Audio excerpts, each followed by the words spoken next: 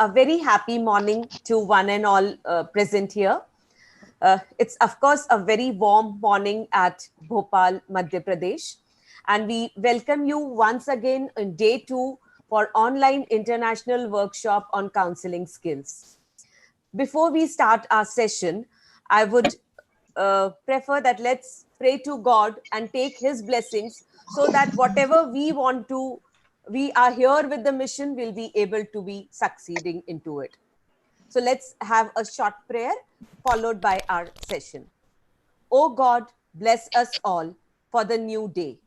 Give us the power to learn the new knowledge shared by our resource persons so that we can help many more. Bless each one of us with your grace. Amen. A very warm and a fruitful morning to all. Today is the day of second international online workshop on counseling skills. Today we have 3 sessions. All our resource persons are from different countries, followed by validatory function. The link of the feedback form will be in the chat box of YouTube. At the during the time of validatory function, in the chat box, it will be the link of the feedback form will be present there. The link will be active only for 24 hours. So please make sure that you fill the feedback forms. The feedback form is the prerequisite for the certificate. During the session, kindly enjoy the session, learn, let your learning keep on going, as well as whatever the thoughts or the questions come up into your mind, please feel free to put it on the chat box of your YouTube. So it will be easy for you to go ahead with it. Today, in the first session, we are privileged to have Dr. Kamaluddin from Dhaka. And we give a very warm welcome to you, sir, from ASHADEEP Counseling Center, as well as INSPA, Madhya Pradesh. So we welcome you, sir, and I would request our moderator, Ms. Ayushi Mishra, to share about the achievements of sir and give a warm welcome to sir. Over to you, Ayushi. Thank you, Reena ji. So today present here with us is one of the eminent international psychologists and professor in psychology at the University of Dhaka, Bangladesh. He received his postdoctorate award of European Commission in 2013 from Padova University, Italy. Dr. Kamal has more than 50 research articles, including a chapter in the book Advances in Cognitive Sciences, published by Sage India. He is also a regular reviewer and a consulting editor of a number of reputed journals of home and abroad. He has been serving as examiner of PhD thesis for foreign universities. He worked as a consultant psychologist in projects of several international organizations and contributed in construction and adaptation of various psychometric questionnaires. Dr. Kamal is Director of Bangladesh Institute of Psychological Services and Human Resource Development. Dr. Kamal is General Secretary of Bangladesh Foundation of Human Resource Development and Management. He is also the member of a host of national and international learned bodies and societies, including Indian Journal of Psychological Services.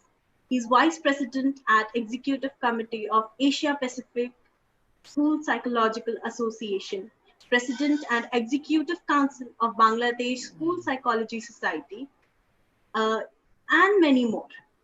Dr. Kamal has visited more than 19 countries and presented his research findings at various conferences, seminars, and workshops held in Greece, Italy, Turkey, Spain, and various other countries.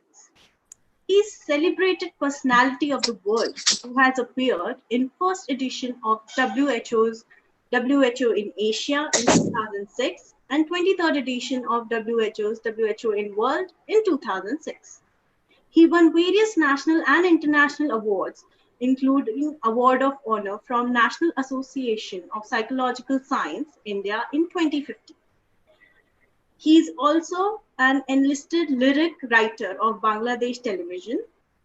His lyric-based music albums include Mohua, Borsha, and Bindra. Sir, INSPA and ASHADEEP Counselling Center is glad to have you here with us in International Online Workshop on Counseling. Kindly enlighten us with your knowledge and thoughts on today's topic, resilience and team building. Thank you, sir. Over to you, sir. Thank you so much for your nice introduction. Basically, I misunderstood.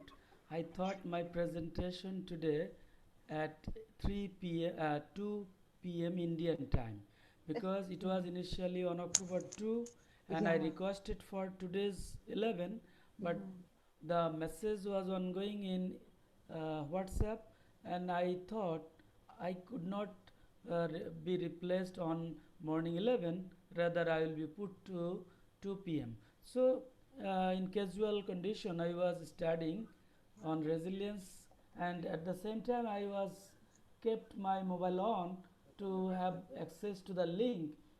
In that time I received that you have to join. So I did not have my bath as well, but since I am resilient I can adapt. So I think participant is very few, so maybe Uh, they will gradually join. no, sir.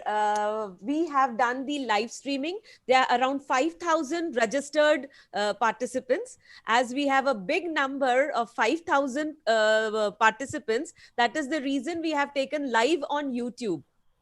Oh, So very good, yeah, very good, yeah. very So good. there are few on Zoom, but then rest all are there on live stream through YouTube, and there are more than 5,000 registration already been done. Thank you, ma'am, Yeah. so much. Basically, the topic today is resilience and team building, and this too has different and at the same time common meaning as well. So, I will first start with how to raise a resilient child, because unless the child is resilient, a society cannot be resilient, a team cannot be built in. So, everything comes from the development of resilience. So basically, resilience is a very popular term today, but it was prevalent in the previous days as well, but maybe in different name. But Sorry to still, disturb you, sir. okay. A bit louder we want you to be because we are doing the live streaming on YouTube. This is very much bad side because my computer is not so loud and I don't know the reason. Can you hear me now, madam? Yeah, a bit louder we want, sir. But my voice is maximum. It is because of my Okay. computer system problem. I don't Okay. know the reason. It's okay, sir. It's okay. We will manage. We'll manage, sir. It's okay. I try to maximize the volume of the test speaker and also the volume. So let me check why it is.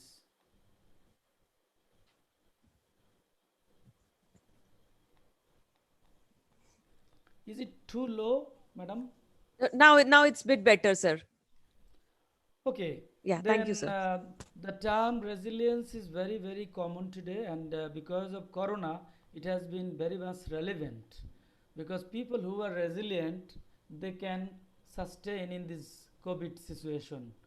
So, it is very much important how to instill resilience in children. And I will be talking initially about resilience building and the factors, and then I will move to team building. So, let me allow to share my screen. Sure. Should I share? Sure, sure, sir.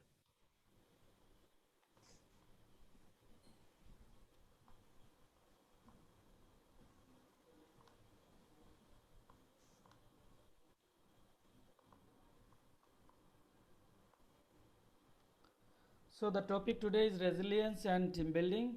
And as you have introduced me, my name is Kamal, and I am not so many things as you have mentioned. I am simply resilient. I prefer to label me as resilient, and the reason why I am resilient, it comes from my parenting, because my father raised me in such a way that I have no way to live up, to give up the adverse situation.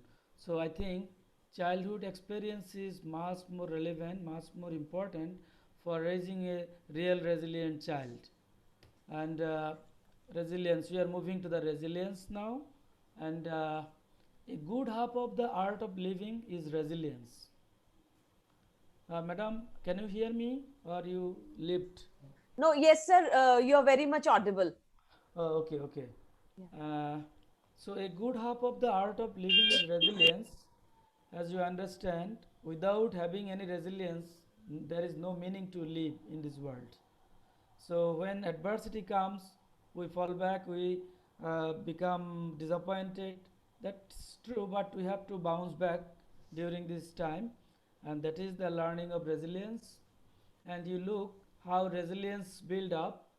A resilient children might have some strength, they must have confidence, they have motivation, they have their protection of their self, they have effort to do something, they can change their life, and they have agility. And these are the children who are supposed to be resilient, and they are smiling face, they are working together, they are playing together. So, in my part 1, I am going to cover resilience in child rearing, 3 protective factors of resilience, characteristics of the mindset of resilient child. What are the mindsets that resilient child demonstrate? Mindset of parents who foster resilience in children. This is very important because resilience in children does not come from isolation. It directly comes from parents initially, then from teachers, then from community people, and ways of raising resilient children. How we can raise children resilient, and school psychologist role in resilience building. So the term resilience is very clear to all of you, but from the perspective of academic definition, common expectation of parents for their children are happiness. You all know, as a parent, you want your children to be happy, you want your children to be successful in school, satisfaction with their lives, and solid friendships quickly come to mind. We call this capacity to cope and feel competent is resilience, according to Brooks and Goldstein 2001. Resilience is not a fixed personality trait, it is a lifelong project. That means, even though we are talking about the importance of early childhood development and the child rearing practice to make the children resilient, but it is still possible to make the adult as resilient as well. As Little et al. 2006 says, resilience is not a fixed personality trait, it is a lifelong project. And you all know about Masten, who is a very popular in positive psychology, and he says we all want to raise children resilient kids so they can overcome obstacles, big or small. Yes, this is important. Today's children do not know how to face obstacles, how to overcome obstacles, whether it is small or big. And why they cannot? Because of our educational system sometimes. I will tell in details later on. Resilience leads to greater happiness, more success, and better health. So if a child is resilient, he is supposed to lead a life very happily, he is supposed to lead his life successfully and with better health.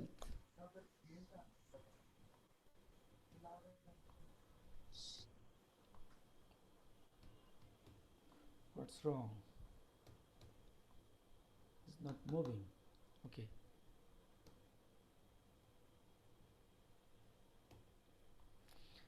Now continue resilience in child rearing. Resilience embraces the ability of a child to deal more effectively with stress and pressure. This means if a child is resilient, he can face adversity, he can effectively deal stress and pressure. He or she make their own goals because they are not resilient. They cannot solve problems. and they cannot relate comfortably with others. That is the social skill. A resilient child is having some skills to relate with other people in the society. They can treat oneself and others with respect, according to Brooks and Goldstein. So there are three protective factors of resilience. One is coming from the individual itself, the second one coming from family, and the third one from the society or environment. So what does it mean that the protective factors of resilience coming from the individual? That means it is referring to some genetics, genetically predisposed.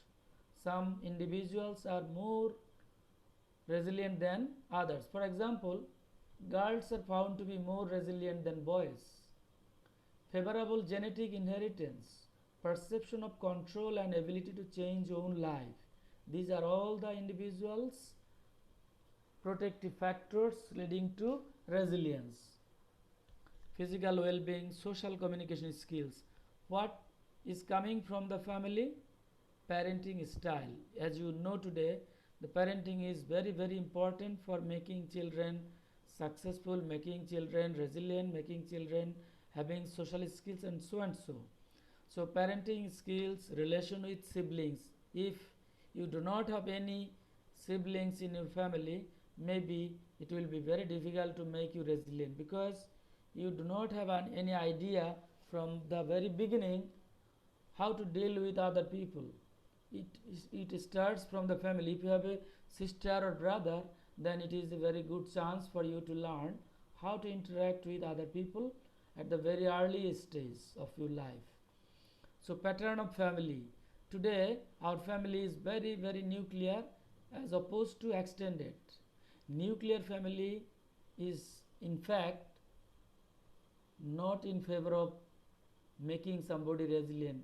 There are many reasons, and today the literature shows that in India, Bangladesh, and in the developing countries, children are becoming more and more intelligent, but they are less and less in emotional intelligence, and emotional intelligence is very much related to their resilience also, because there are a lot of vocabularies associated with the family system.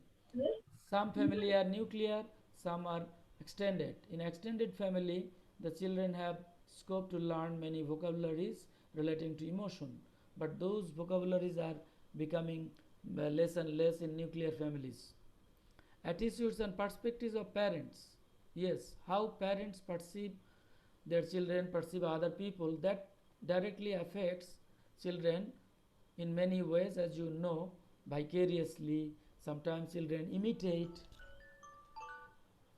So magnitude of family stress, this is also important. If you have a family with 4 members and every member is having high stress, so the total stress in the family is the summative of all 4.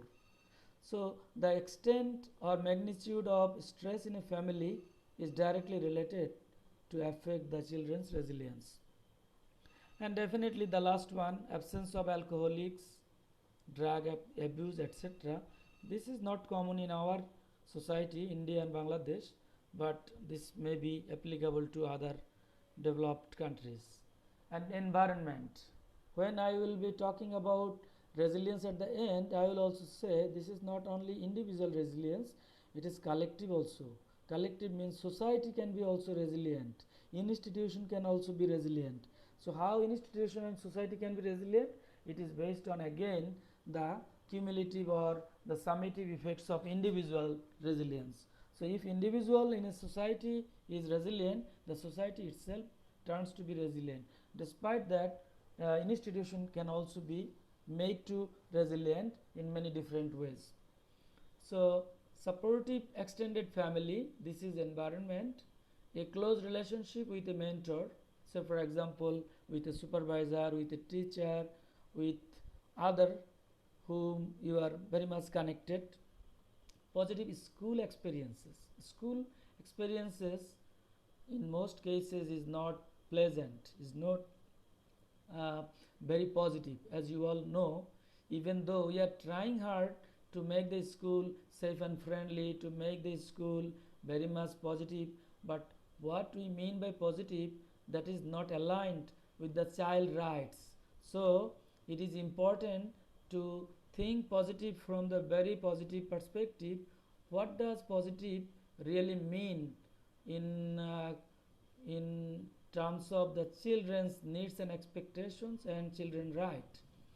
Safe neighborhood and close community, this is also important. Society is becoming day by day very selfish, and the neighborhood is also that. So with that kind of society, that kind of neighborhood, children cannot be resilient. Part of religious or faith community, as we started today's program, offering our good wishes or blessings from seeking blessings from the God or Allah or Bhagavan, that is also a part of being resilient, because believing in something sometimes make people resilient. Extracurricular activities, this is, even though at the last I will put these extracurricular activities in the first,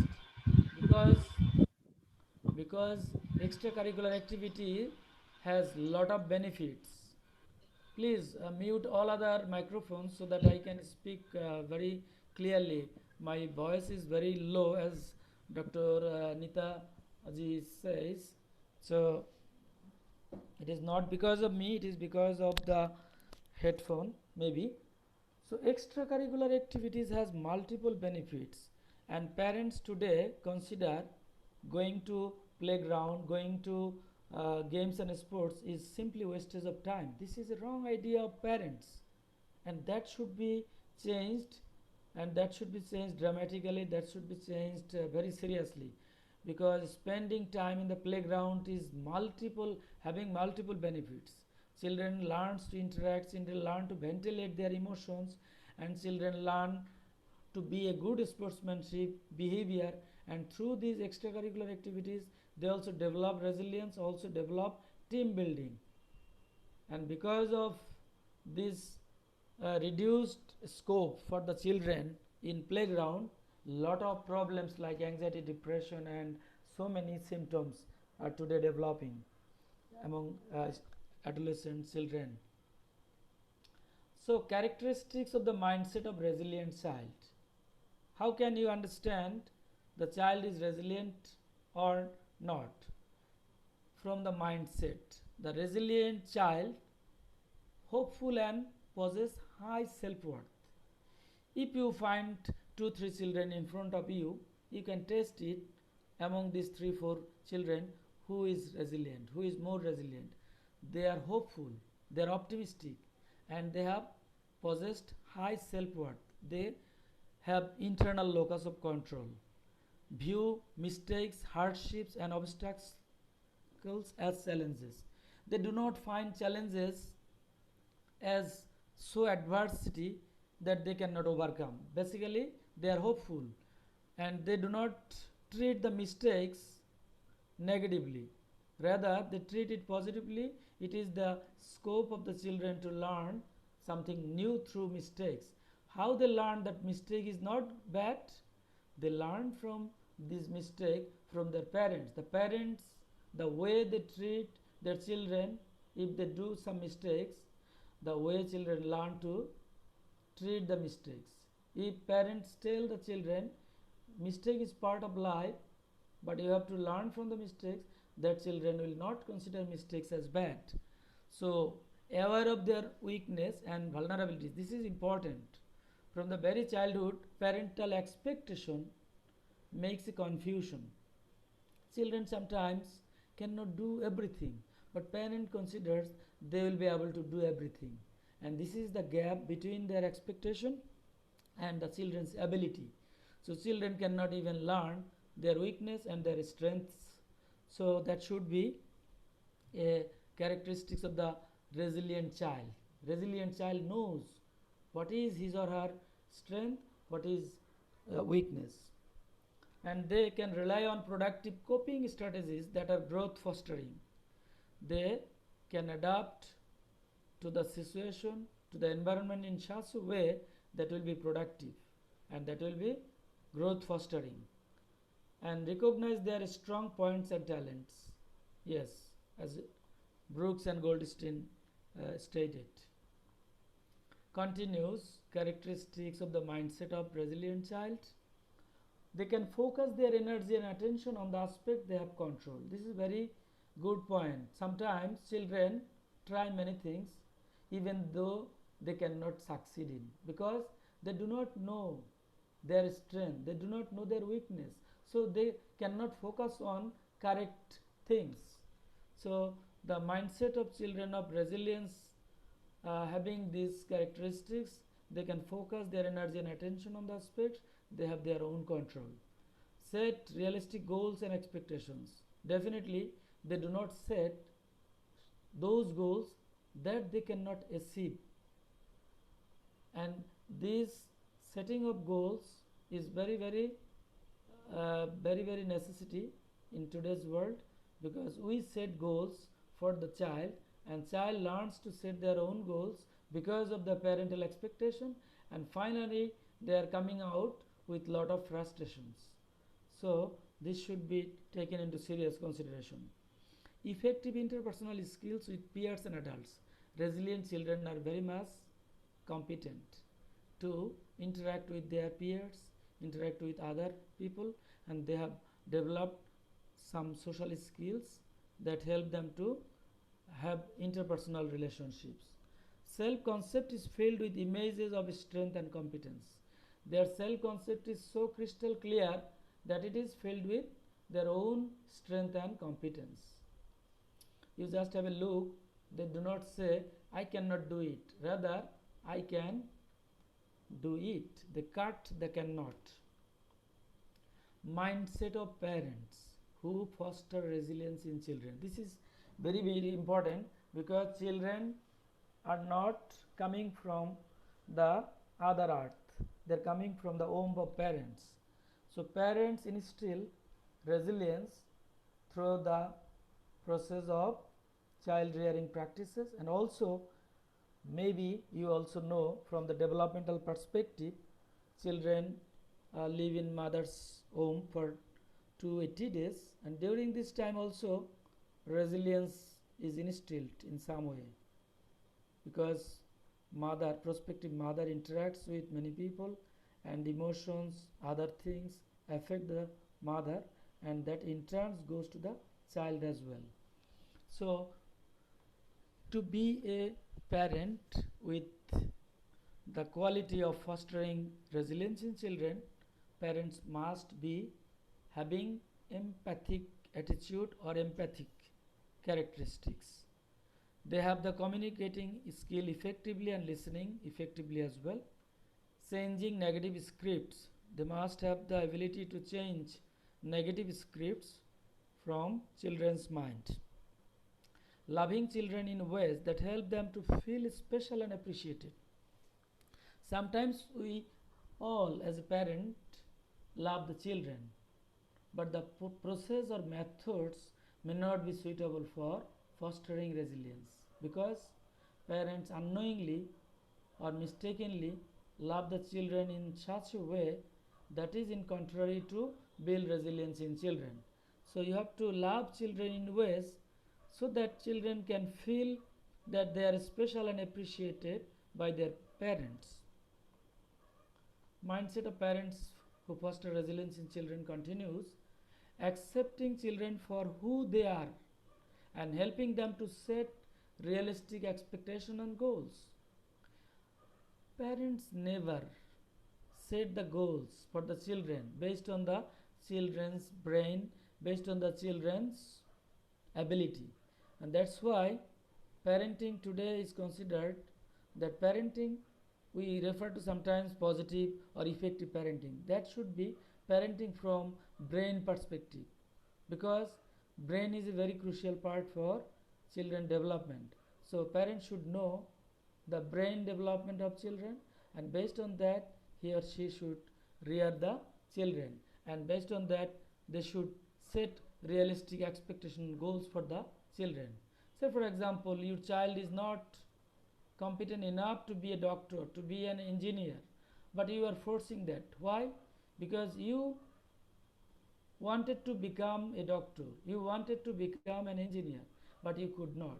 That expectation you are imposing on your child. So, the expectation of you is now the expectation of your child that you have made.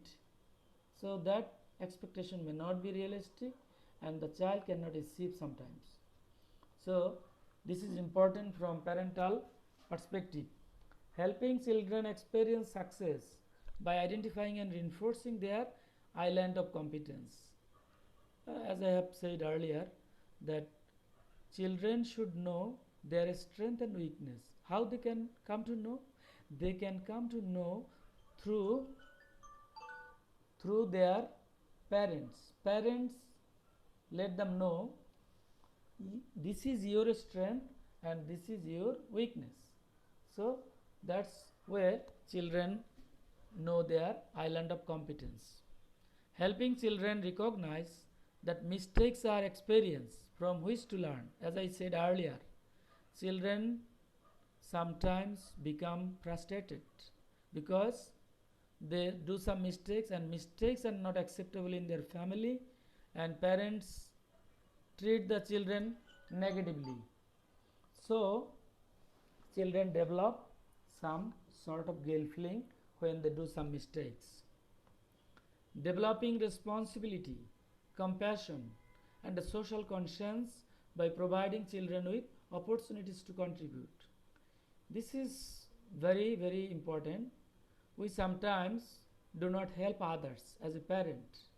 Children see that, children learn, children do not become generous. Even we do not do justice to others. That is also very much learned by the children vicariously, learned through imitating parents. So developing a sense of responsibility among the children is coming directly from the sense of responsibility demonstrated by parents themselves. Teaching our children to solve problems and make decisions. Sometimes parents become puzzled when they come across some difficulties, and if they do not show their abilities how to handle this difficult time, children will not also learn how to handle the problem.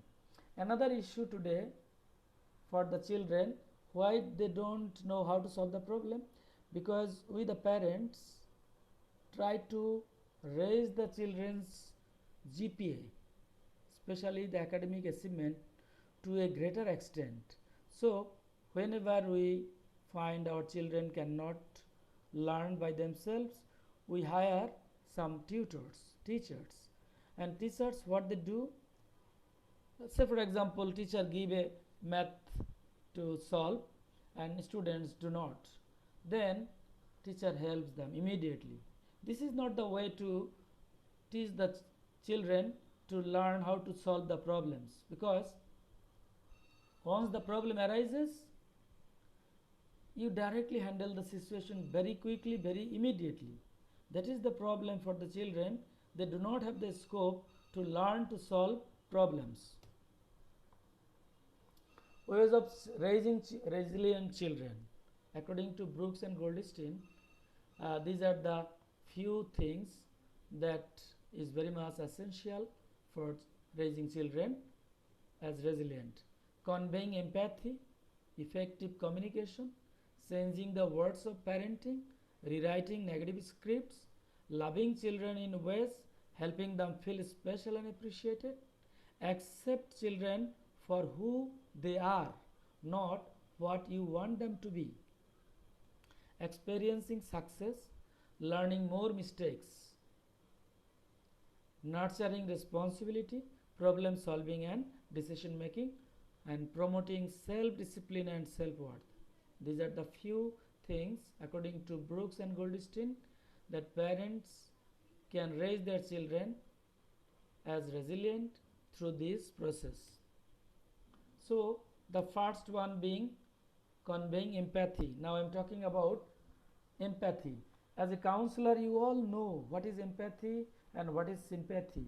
So I should not differentiate and describe in a greater detail. But definitely, this is the first thing that parents should have possessed to uh, raise their children resilient through conveying empathy. If empathy is there, the children will learn also to express their empathy to others. Ways of raising resilient children: effective communication. This is very important, and parents often do not communicate with their children very effectively. We all talk about effective communication, but what it is? Effective communication begins at birth. From the very beginning, you can effectively communicate with your very tender aged children, very small aged children. How? The style by which we talk to our children from the moment of their birth sets the stage for effective communication. How you handle the child from the very outset. Sometimes mother do not or cannot accept the children initially for many reasons. Maybe his or her expectation was to have a child, maybe boy or girl. I don't know what is the preference. Based on that, communication begins from that point of view. Also, there are many other issues. He or she was not ready to be mother at this age. She was not ready to be mother until she completes her study. So many reasons are there to not communicate effectively from the very beginning of a child birth. So be proactive. Accept the responsibility of communicating with children about important subjects before they have problems. Yes, mother or father, this communication does not limit to only mother. It is also to father. Both should take the responsibility of communicating with children about important subjects before they have problems. Then humor, an ingredient of communication. Sometimes parents are rigid. Say for example, they do not know how to make funs with children. This is lacking for parents who have experience with their parents is differently. I mean, parents themselves have not experienced fun with their parents. So it is a vicious cycle coming down. Become an active listener. Parents are so busy, they do not have time to listen to their children problem. But this is not the way to effectively communicate with your children. And if you cannot communicate with your children through listening to them, you are not a good father or mother. Use non-judgmental and non-accusatory communication. An accusatory judgmental mode bears a damaging effect. In most cases, we accuse children, you have done so and so, that's why that happened. So this makes the total child rearing practice a mess. So parents should be very much cautious about this issue. Communicate clearly and briefly. Sometimes we communicate with so many things that children cannot receive. What is the ultimate message from my parents? So communication doesn't go effectively. And accept repetition. Children may need to hear a message many times before they understand. Sometimes children want reassurance. So for example, they ask something from you and you say, yes, I will give. They are not happy. They are not convinced that you are really going to give that. So they ask many times the same thing and you are annoyed. You should not be annoyed, because the way you have communicated, that does not convince the boy or child, boy or girl, that you are going to do the same really. So ways of raising resilient children, the second one, third one, changing the words of parenting, rewriting negative scripts. Our words and behaviors in raising children echoed again and again in similar situations and in similar ways. with predictable outcomes become the script of parenting. So, whatever you are behaving with your children, that remains as a script in their mind. And if it is negative, it is very devastating. So, you have to change the scripts through some ways. When the outcomes are positive, parents should repeat this successful script. So, if it is not negative, that means positive, then you can continue with this. Otherwise, negative script should be modified or abandoned. So, how can we do that? Accept your responsibility to change. Principles to writing positive scripts, replacing the negatives, involves these four things. Accept your responsibility to change, know the problem, know the goal, know what you have done and why it has not worked. If at first you cannot succeed, try again. So, you can change the negative script from your children in four different ways. Ways of raising resilient children: loving children in ways helping them feel special and appreciated. So, when children feel that they are special and they are appreciated, you all know the mechanism. So, for example, your child draws a picture and comes to you to show that, but you never look at, or you do not have any comments, or you sometimes pass negative remarks, then definitely it will demotivate the children to further proceed. So you have to love children so that they can feel, yes, they are special to you, and they feel that they are being appreciated by you. So accept children for who they are, not what you want them to be. This is very difficult to dissociate. Parents cannot dissociate in many cases. So it is recognizing and appreciating their unique qualities. We compare our children with other children and we remain blind to explore the potential of our own children, rather than we are matching our children with the potentials of other children, and then we do not make them accept as they are. Parental acceptance on unique qualities. Children feel safe and secure to their parents, develop an optimistic view of life, and reinforces a resilient mindset. So, if parents accept their children as it is, children feel safe and secure. And these children will develop an optimistic view of their lives and they reinforce a resilient mindset. Experiencing success. The scenario where a resilient mindset blossoms. A task is undertaken, perseverance leads to mastery, an island of competence is reinforced, the experience of success fosters self-esteem and a resilient mindset. This is what I have said already. Say for example, you have given a task to your children, but children do not solve that problem. You immediately help him. This is not good. Perseverance leads to mastery. Let him remain busy with this problem to solve, but not for prolonged time. The boy or child is continuously trying, but you are not guiding. Not like that. You can guide, you can scaffold him or her, and that is the way you develop perseverance in the child, and this perseverance leads the child to have mastery over this task, and gradually the child develops an island of competence that is reinforced by you saying thank you, very good, nice, and so on.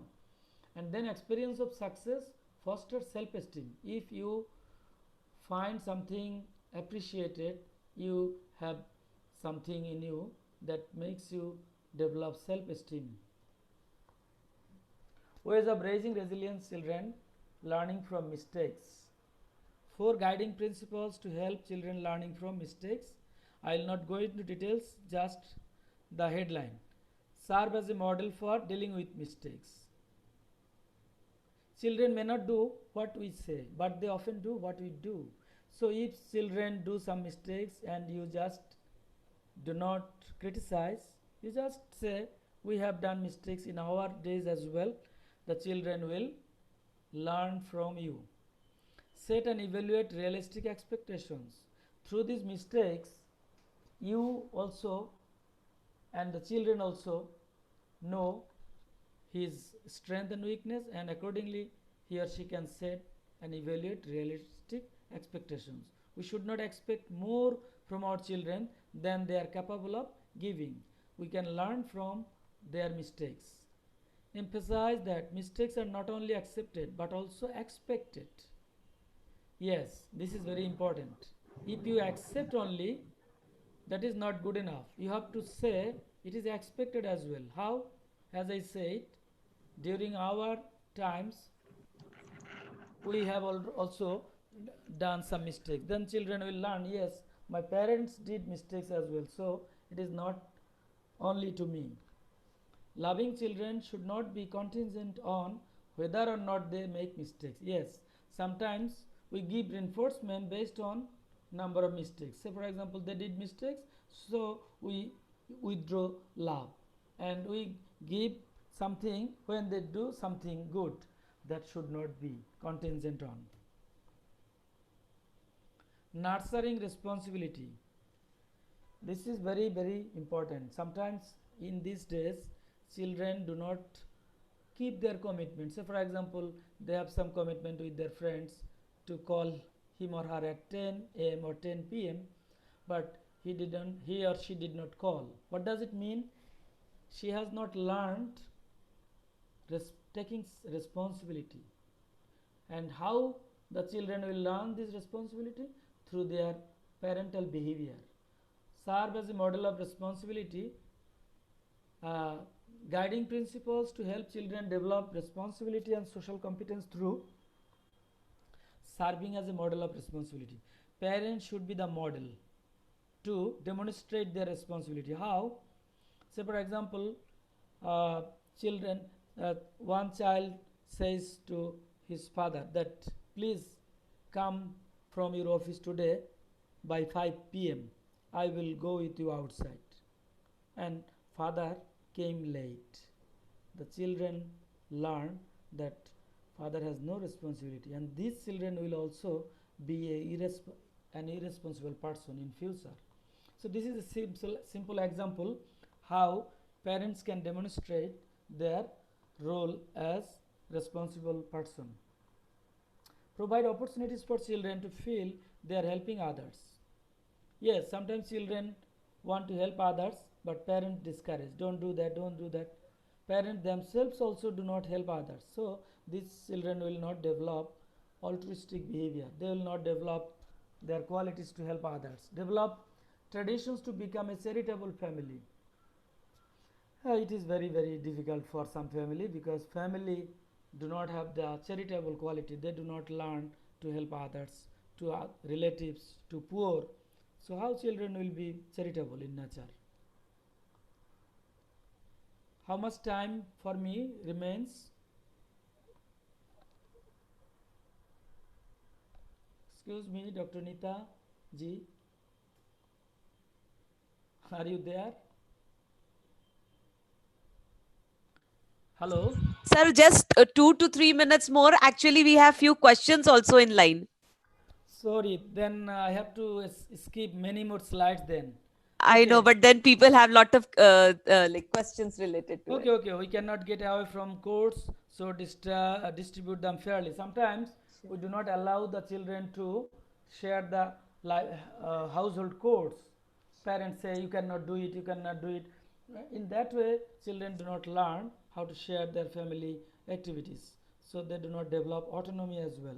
Take a helicopter view, broader perspective of your child's life. So ways of resilient children: problem solving and decision making. The children has to learn from their parents to solve problems and how to take decision, and also promoting self discipline and self worth. That is also coming from the parents. If parents are well disciplined, children are supposed to be that. So I do not bog down on this issue, and I will skip some more. School psychologist contribution in building resilience.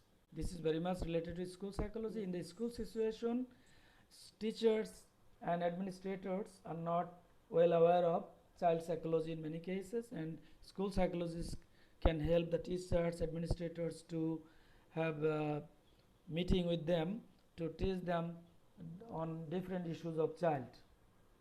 So I am going to the team building, and team, according to Martin Luther King, we are caught in an inescapable network of mutuality, tied in a single garment of destiny.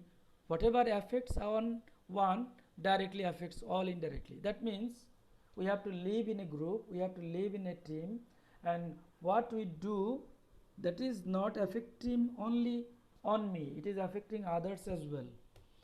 So team building with children coming from working together, and that indirectly helps children to be resilient as well. Stages of team building, this is coming from the industrial psychologist perspective. Collective resilience, a result of team building, benefits of team building activities. So you can have a look, team building with resilient children.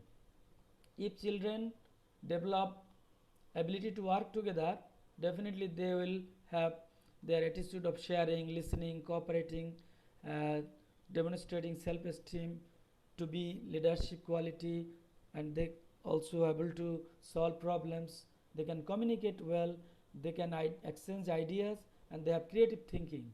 So through building a team, children can learn these skills. Stages of team building, as you know, it is starts with forming, then storming, norming, performing, and adjourning. This is from psychological perspective. Collective resilience is a result of team building. That means resilience does not build in individual only. Collective resilience requires more than just shared hope. It is also fueled by shared experiences, shared narratives, and shared power, the essence of team building. So I do not talk about this issue more. Benefits of team building activities, you can have a look, team building and the different branches, that is the benefit. So team building games for children, you can arrange games for children through these activities, and they will develop resilience as well as team building spirit. So play is a very important tool for developing many qualities that you cannot instill in children through classroom activities. So sorry to take more time. These are the references based on which I prepared the slides for the couple of days in the past. So if you have any questions, please share. Thank you for giving me this opportunity and chance. Yeah, Ayushi, just unmute yourself and ask the question to sir. Yes. Am I audible? Yeah, very much audible. All right. So we do have questions in our chat box, sir. A little louder, please, a little louder. Yes, we have questions from our participants here. I would like to ask you if you permit me. Yeah, please ask me. Okay. So one general question is coming that parents pressure the children to participate in various co-curricular activities. Will this also develop resilience in kids? Once the children find these co-curricular activities as pressure, it will not be a pleasant activities for the children. And if it is not a pleasure activities, resilience do not come, because child is not accepting that activities. So involving children in co-curricular activities does not warranty or guarantee that this child will develop, but definitely initially parents might force them to go to the playground. Some children are very shy because of many reasons, and once they are going to the playground or co-curricular activities and they enjoy, then it is a chance for them to develop resilience or also the ability to work in a team. Thank you, sir. Uh, Next question comes from Sonia Batra. She asks, how can I develop resilience in my child in his professional life? how do we sure if his line of work is correct? It is a very, very comprehensive question and very nice question, and it should start from the very beginning. As I said, communication with the child, in fact, begins from the conception when an egg is fertilized. Conception begins. Since that time, parents, especially mother, interacts with the child directly or indirectly. So you are rearing the child in such a way that child is supposed to be a resilient. You are taking care of the child in a best way. You think that is the best way, but it may not be the best way. So you have to know the parenting characteristics, parenting science, and you have to develop some mindset, not from your grandparents, not from your mothers or fathers. You have to read some books, you have to attend some workshops, so that what is really meant by parenting from the brain perspective. So if you can understand that, definitely you have a scope to bring your child to the desired destination. And if you have decided from the very beginning that the destination to be a superhero like engineer, doctor, then it is a wrong parenting. You have to gradually explore what is your child's potentiality, what he or she can do, what they cannot do. Then you can make a plan for the child to go to the desired direction. I think it is possible if you remain aware of.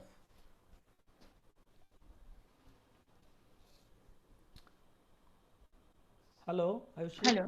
Yes, sir. Yes. Yes. Thank you, sir.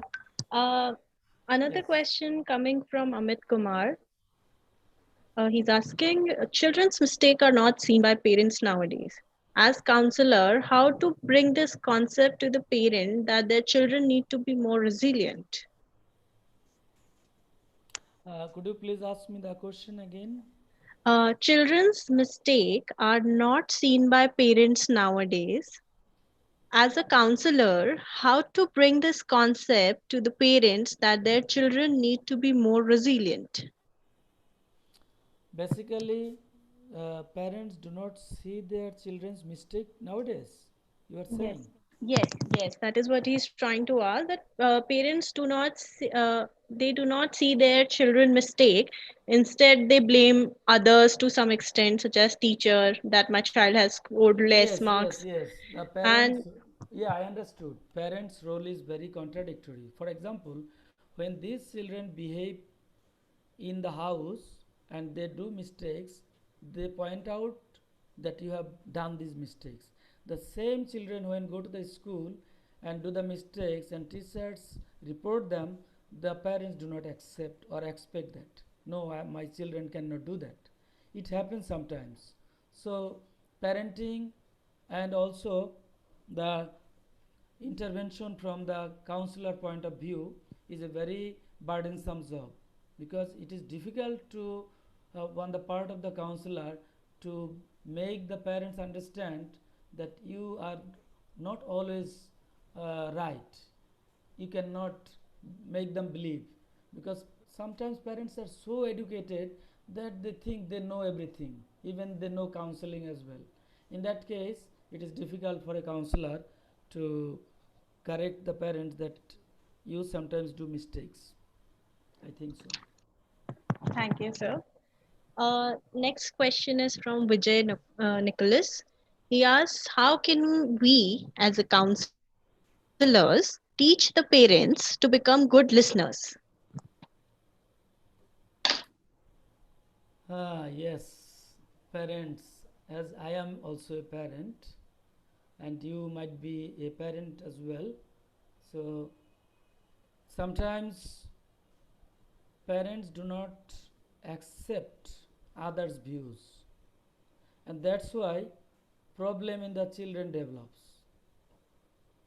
Otherwise, if parents are so aware and alert regarding their faults, regarding their defects, the child could not be so. Accepting this notion, to accept the parents from the counselor, uh, it will be very difficult job, but not impossible job. Make a group conference. In a group, counselor can make a group counseling session for the parents and show, demonstrate some things common among them, so that parents feel that this is not a problem lying with me alone. This problem is common to many. In that way, maybe these parents can accept whatever you are suggesting. Yeah. Thank you, sir. Another question is from Anshu Singh. Uh, the question is, due to pandemic and online mode of education, how can parents motivate their children to become self-dependent, as being at home full time they become more dependent on parents? What is the age of the children, that should be known, because this pandemic is for few months and you have developed your child for the past few years, and the way you have developed your child, that will continue during this pandemic as well. That doesn't mean that you have to think a new approach for this time.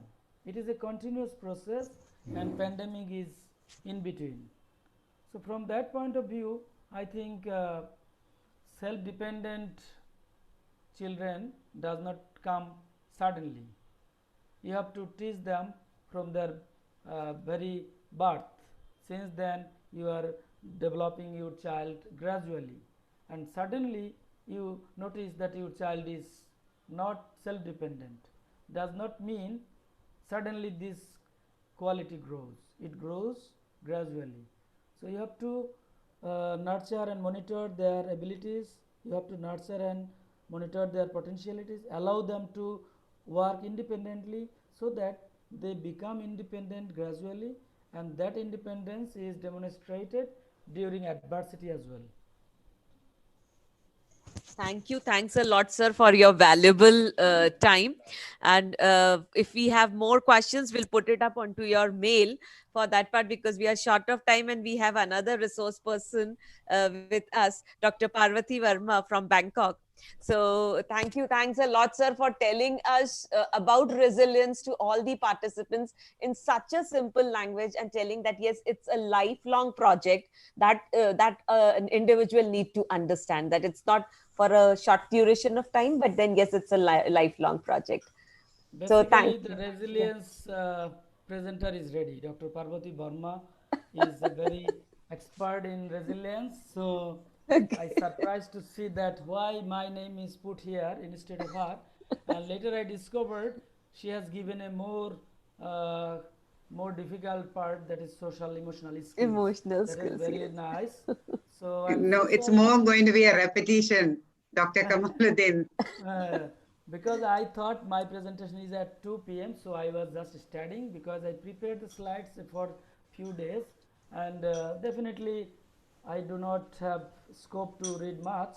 I'm so sorry that I could not present well, but I No, sir, tried. we are highly satisfied. It was a wonderful presentation and a very smooth one, and to very easily you made the participant understand about the resilience, because this concept is not that easy to understand and take it up. But with your examples, it have made really very comfortable. So thank you once Thank again, you sir. so Thank you. much, Thanks a ma'am. lot. Thank Thank you. you. Thank you, Ayushi, and thank you, Ashna Sharma, for moderating and be a repeater for the session.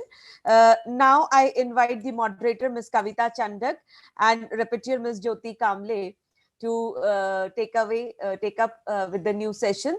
A very warm and a hearty welcome, Parvati ma'am, from ASHADEEP Counselling Center and INSPA, Madhya Pradesh. And it's a pleasure that you are amidst us to enlighten our complete participants. We have more than 5,000 participants, ma'am, got registered, and we have kept them on live streaming through YouTube, because practically it's not possible to accommodate everyone on Zoom. So they are, yeah, so we have live streamed them because 5,000 participants are there. So people are viewing across India. Can I know like who the participants are? Are they counselors or are they teachers? Yeah. Or Should I start? Yeah, they are teachers. बात कर रहे हैं ना? They are teachers, they are priests, they are sisters, they are counselors, Okay. students, a mixed bag is there. Oh yeah, I just wanted to know that. Like I Yeah, but then maximum more towards field from psychology.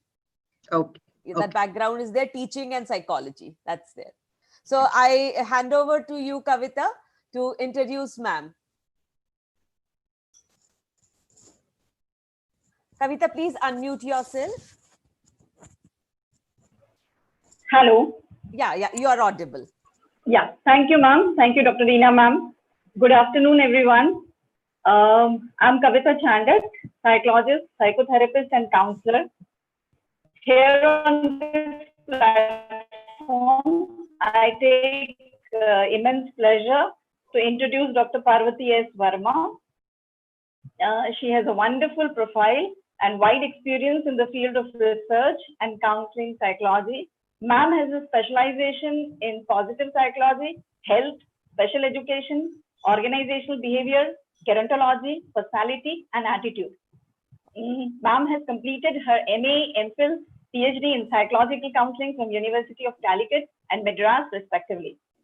She did graduate diploma in education from Assumption University, Bangkok. She has many conference presentations in her name, namely on the topic of influence of parenting styles, learning styles, influence of game addiction on the Thai university students.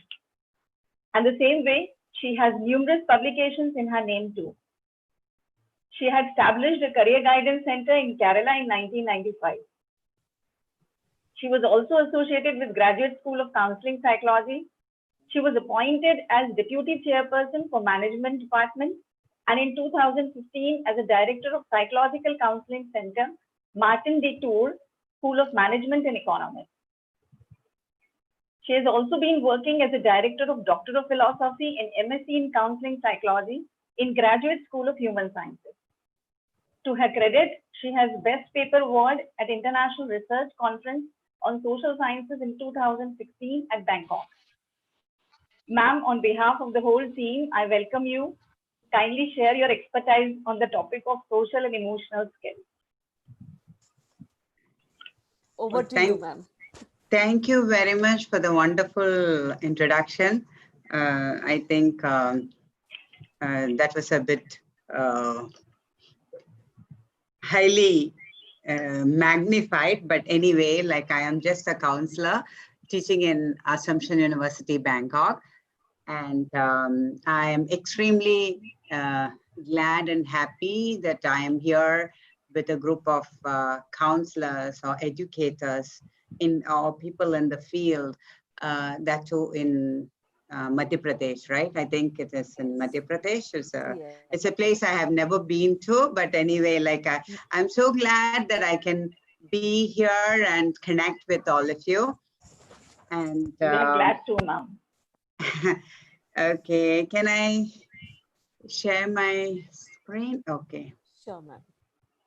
So, the topic assigned to me was on social and emotional skills. When I talk about social and emotional skills, I will also be focusing on resilience, which I heard the previous speaker had already given you a wonderful overview of what resilience is and how you can build resilience among children. Probably like I would look at it from a different angle, because I don't want to have a repetition. Like he has come up with a lot of activities which can actually enhance the resilience of children. So this is how I'm planning my presentation. How many minutes I have to stop? Okay. Now it is 1:44. Okay, let us maybe another 45 minutes. I'll try to speak on this aspect, like starting with the present status, like because of globalization and advancement of technology, I mean, if you look at our children right now, they have changed. A lot of things have changed.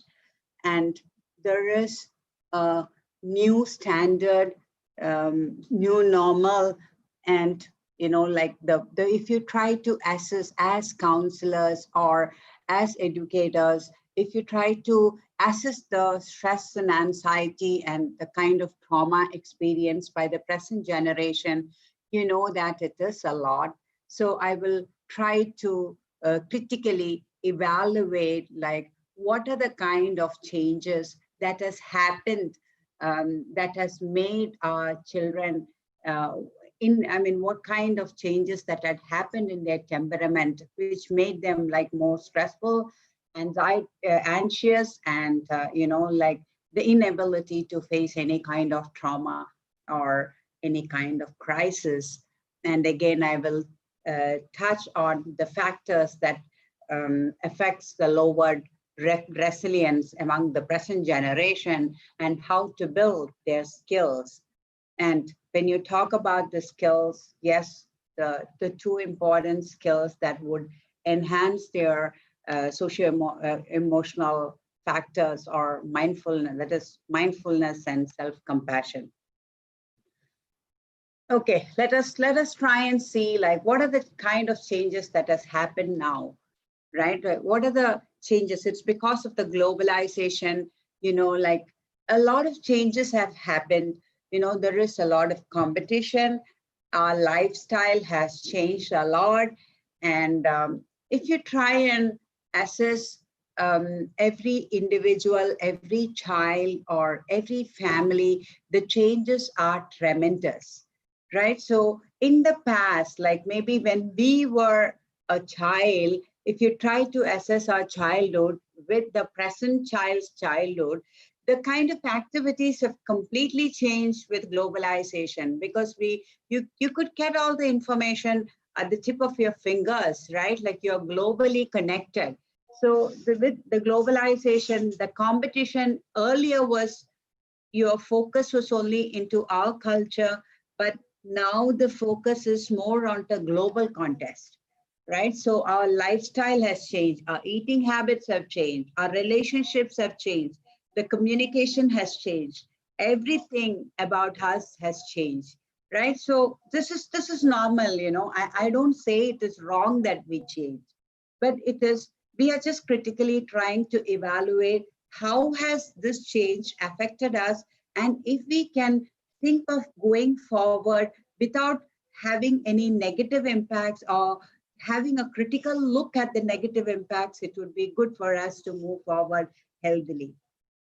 And if you see a family, if you see a child, right, look at the way we are focusing our attention to. Like we are constantly focusing on engagement, right? So we are worried about keeping our children engaged, keeping the family engaged, right? So in the past, if we have an appointment with someone, we just make a time. Okay, let us meet at 5 o'clock at this park, and you go there by 4:30. You sit and wait for 30 minutes or maybe like 15 minutes, or it doesn't matter. Now, do you think you can wait that long for somebody, right? So because of the advancement, what happened? There are a lot of psychological changes have happened, like our lifestyle has changed. We are trying to move forward.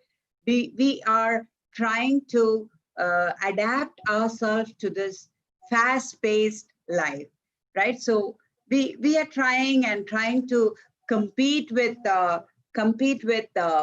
each one, like, we are trying to compete or adapt with ourselves to make sure that we are adapting to this fast-paced life.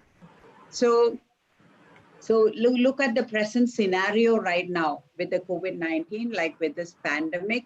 What happened? Our lifestyle has changed.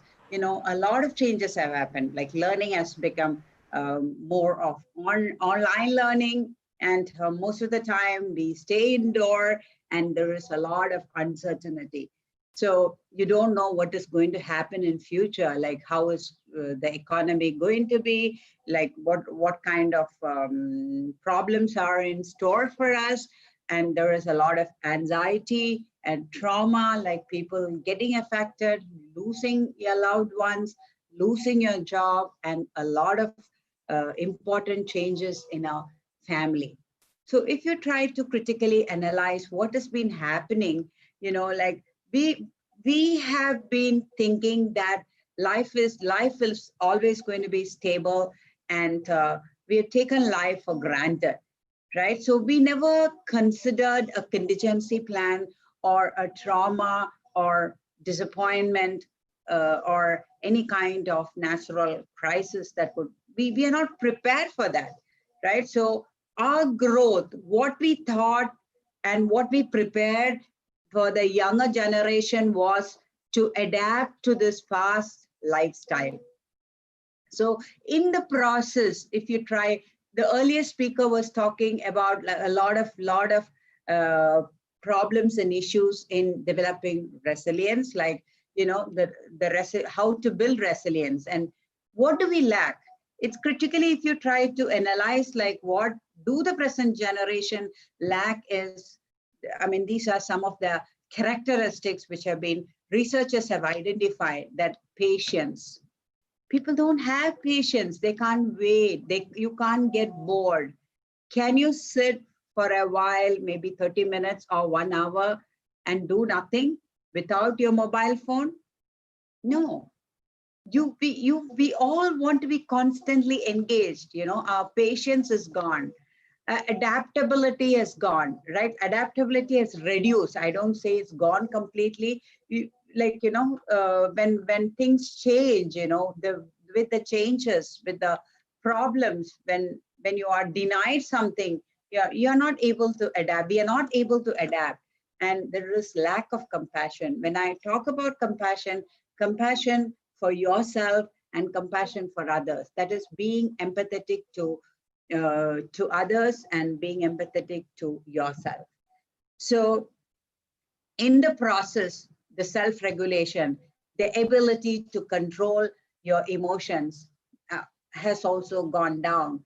And being mindful doesn't mean that being or meditating, right? So living in the present moment. We are constantly worried about yesterday's disappointments and tomorrow's anxieties. What is going to happen tomorrow, right? So we are constantly worried about that, and we forget to live in the present moment, right? So this is what is happening, and all this lowers our resilience. And I know, like, since you all have the psychology background, you know what resilience is, which is the capacity to spring back, rebound successfully, adapt to challenging or threatening circumstances. So if you try to explain like what resilience is from the psychological perspective, psychologists define resilience as the way one adapts well with any kind of adversity, trauma, tragedy, threats, or any kind of stress. So in this pandemic situation, like how have we really adapted to this situation? If you try and see the kind of problems that the counseling centers are facing right now, you would understand the real gravity of the problem that we are experiencing, which is the lack of resilience. If you look into the research on resilience, the study of resilience has expanded over the last 2 decades. If you look at the earlier researchers, the focus was basically on, the characteristic of resilience, like why are some individuals born resilient and some individuals born not resilient. So earlier researchers, the focus of earlier researchers was on the characteristic of resilience, that people are born resilient or not. So this was based on case studies and, like identifying you know, like see a 14-year-old girl, Swiss girl, who in the absence of her mother raised her siblings, cared for her alcoholic and physically compromised father, and later she reported to be very happy, leading a very contented life with a family with satisfaction. So, which again gives us an idea that some people are born resilient and some people are born not resilient.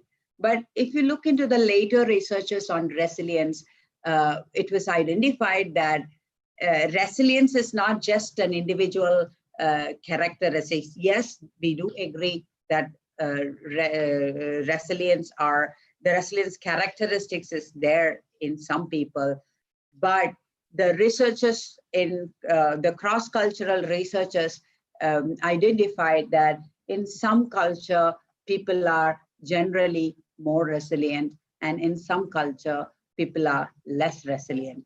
So this again gives us an idea that resilience can be trained. Like you can develop resilience within a culture. If you try and identify what are those factors which makes those people in that culture more resilient, you could identify those factors and try and use those factors in your educational modules or your counseling module or in your parenting module and try and develop those resilient skills, which the earlier speaker already gave you a lot of tips regarding them. And basically, resilience stems from a healthy operation of basic human adaptational system. So if everything is intact, which I mean like the school system, the family system, the society, right? So if things are intact, you know, the present children or youth should develop resilience. Like they should be able to overcome any kind of challenges when they are faced with those challenges. And the protective factors are, you know, like, you know that resilience is an inherited characteristics, but we cannot, I mean, research has already proved that resilience could be strengthened and learned. And the protective factors come from within a child, then from the family, then from the extended family, and then from the community, right? So where a child is born, like there are individual characteristics, then how the child has been brought up in the family, the parenting styles and the way the familial interactions are, and the society, the school, everything makes it. And then you need to see how the child connects with others, right? Making friends, ability to control or regulate your behavior, which again enhances the internal strength. And you know, the role of the parents, friends, and the support networks and the school system is cannot be ignored, right? So researchers have identified several researchers came up with several protective factors. So Alvord and Grados, you know, like, I mean, I'm only showing some of these protective factors because I will also show you some of the tips of enhancing resilience based on these factors. So based on this researcher, I mean, a group of researchers, they have identified you need to have a protective orientation, good self-regulation, the ability to control your emotions, and have good connections, good friends, family connections, attachments, and a very positive parenting, proactive parenting. Proactive parenting is like, it's not a controlled parenting, you know. If a child feels that, if a child is having a problem, an emotional problem, or if the child is being bullied, or if the child has some relationship issue or anything, you know, if the child feels comfortable to come back and discuss with their own family, right? So which is more like a proactive parenting. Then school achievements, involvement, IQ, and special talents. The focus of the educational system should be more on developing the personality of the individual, not focusing on the grades and, you know, like grades on the mark and, you know, the whole holistic development should be focused, and also the community, whether the community is very supportive or not. So with this, I think, 2020 had been a very, very challenging year for all of us. And the problems, what we have seen these days, like as counselors, yes, people are having a lot of frustration. They get too angry, like because they have to stay home, maybe, like so many crises, financial crisis, problems with their job, problems being stuck at home. There is a lot of violence in the family disruption, gender-based violence. Not a lot of problems since CBA. We run a counseling center here, and we see a lot of husband-wife issues have increased, tremendously. There is a 70% increase on gender-based violence these days. And if you try and see how the students or the adults face this particular problem, the pandemic issue, we could feel and we could sense there is a lack of resilience. And the lack of resilience could lead to a lot of these issues, depression, family disruption, social anxieties, and lowered mental health, and also suicidal tendencies. So I quickly want to talk about the suicidal tendencies because, for the past few months, we have been doing a special group of counseling for public, that is not just for the students, for the public, on on handling COVID-19 issues. And if you see, for the past 3 months, within this past 3 months, we have handled 13 suicidal cases, of which we could help 12 of them and 1 we couldn't, right? So suicidal tendencies is very high. And if you look at the suicidal rates, it's also increasing. So I just want to let the mental health professional be aware of the warning signs of kids, of people around you. If you hear any of these warning signs, please make sure that they need help, they cry for help, and they are seeking out for help, and you need to be somebody, they want to be heard. That's why they give out these warning signs that I don't deserve to live. Nothing matters anymore. I just should kill myself. Or, somebody was just trying to isolate himself, or somebody feels that you don't fit here anymore, or, I'm being a burden for people. So these are some of the warning signs. And I just want to give you some quick statistics about the suicide rates. 1 in 10 college students have seriously considered suicide, and US is the 11th, suicide is the 11th leading cause of death, with an average of 1 person dying by suicide every 15.2 minutes. And in India has the highest suicide rate in Southeast Asian region, according to WHO. And the report released a day before the World Suicide Prevention Day pegged India's suicide rate at 16.5 suicide per 100,000 people, right? So, and Sri Lanka stands second, and then Thailand. And okay, India also has the highest female suicide rate. So, so the reason why I have to talk about this is, I think it is time.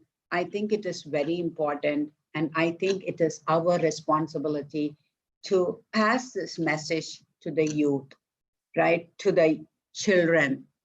So they should be aware, they should start living in the present moment, not in the past disappointment or future anxieties. And they should also realize that the emotions that they are going through is okay.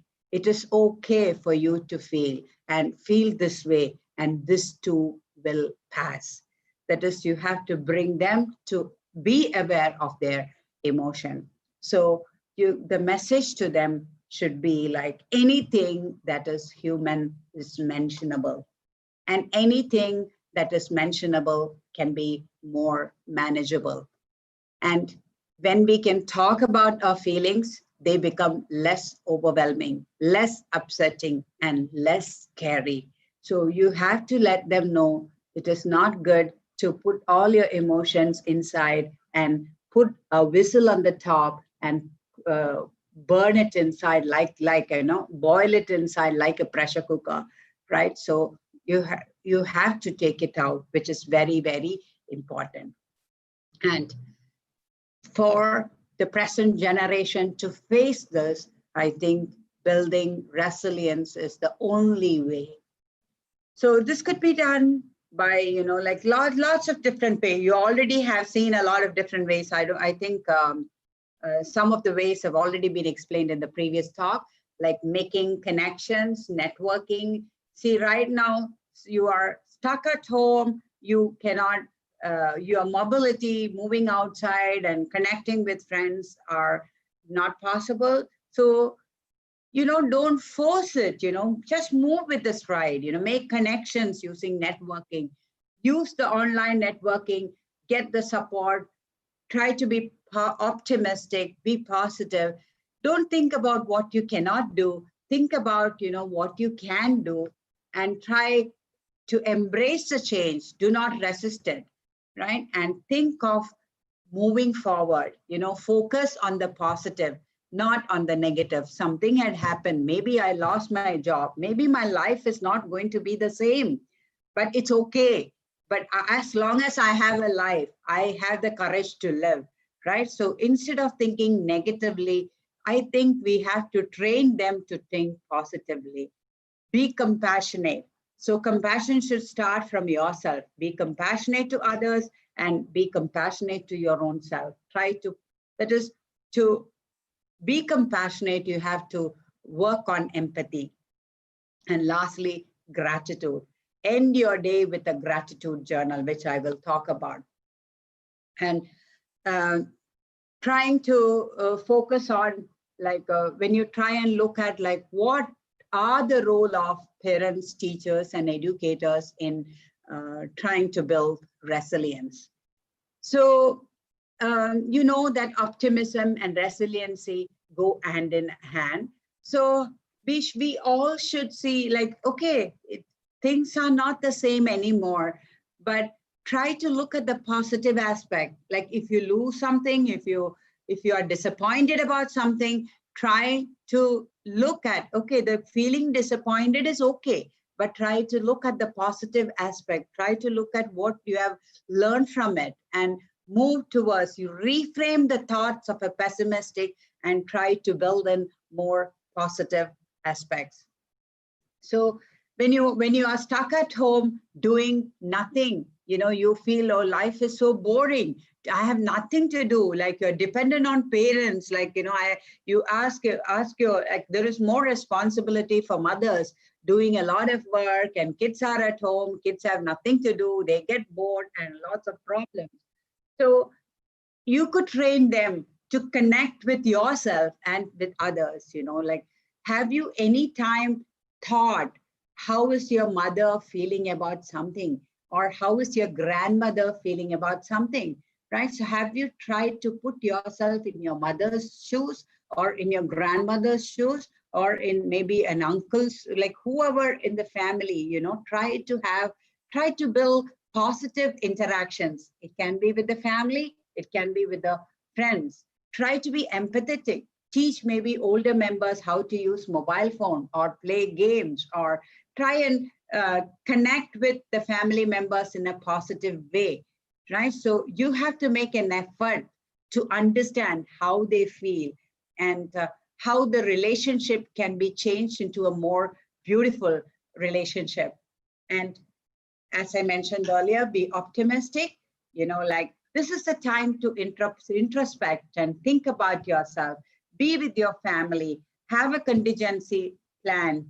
This is not the end of the world. You might lose your job. You may not live your life the way you were living. Probably it will be worse, but you will be living, right? So just enjoy.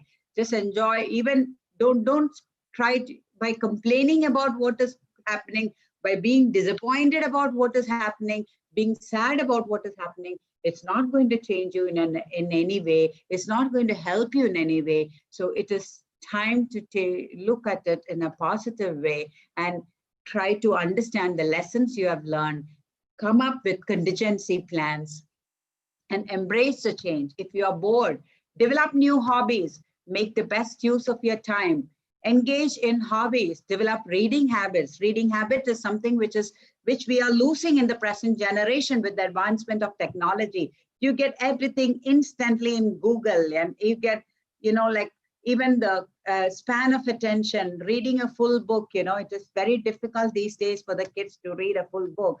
They just skim through it, try and develop the reading habit, which will make you more mindful. You can encourage by family reading, group reading, join book clubs, talk about the books you have read, discuss about it, and share knowledge with each other, which this can make you like feel good and help you move forward, right? Things might have changed. Don't give up, move forward. Try to build that slogan in you, keep moving forward. And like some of the activities in order to enhance the resilience would be like, for children should be, like generally we are so concerned, we show our love and affection to our children by being so protective, by being so controlled, by even deciding what they should eat, how they should play, and everything, like everything you want to monitor. So that is not the best way to make them independent. Probably you have to promote healthy risk-taking. Come up with activities, right? Come up with activities where they can take some risk, whether it is in school or in the family, right? So you should not keep the children always in the comfort zone. You have to allow them to take risk. Foster responsibility, whether it's a small child or a big child, whatever the age group, the age appropriate way, you have to let your child know what their responsibility is, how much you earn, what you can afford, right? Respect for your socioeconomic status, right? Help me with my house chores. Like if you are a mother, like if I'm like, when I train my children, like you have to do everything, like you have to learn cleaning the house, gardening, doing dishes, right? So all this can make them responsible. And, like they should also know, they won't ask for bigger things, what you can't afford, right? So if they can really have a rational understanding of what are the things that you can afford to buy, or they can ask for, then that will build responsibility in them. And when they have a problem, generally we are forced to jump in and try and solve those problems, but don't do that. Just ask them questions and lead them to solve their problems, right? So don't just jump in and help them, allow them to find their way out. So this is how you make them independent. And when I say be compassionate to others and your own self, I think you must be familiar of what self-compassion is about, being empathetic, that is having kindness towards yourself, not to be too critical about yourself. Yes, everyone suffers. You are not perfect. Nobody is, and you're not alone. So this is the common humanity feeling, that you have to be kind to yourself, not to be too critical about yourself, and the common humanity feeling, and then the mindfulness. Notice your struggle. Understand, like, be aware of your struggle. Instead of being reactive, be with it. Avoid criticizing or overreacting. And yeah, you could be, if you could teach them problem solving skills, yes, that is the best way. And coming to again self-compassion, I don't think I can do that exercise. We won't have enough time. But let me tell you like how you could as teachers or as parents, like how could you actually try and make your kids more self-compassionate?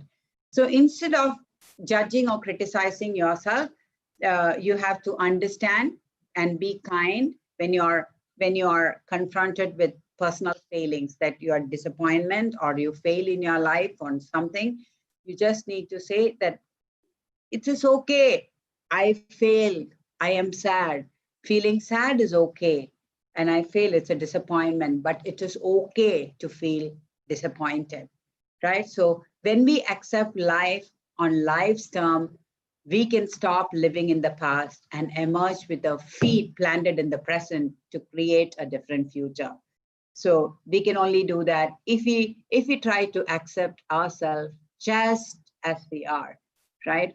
So these are the easy way to practice self-compassion. You know, one is grounding exercise. Like if you feel that you are very upset, if there is an intense feeling, it can be disappointment or anger, or you are very, very upset. You know, one is a grounding exercise.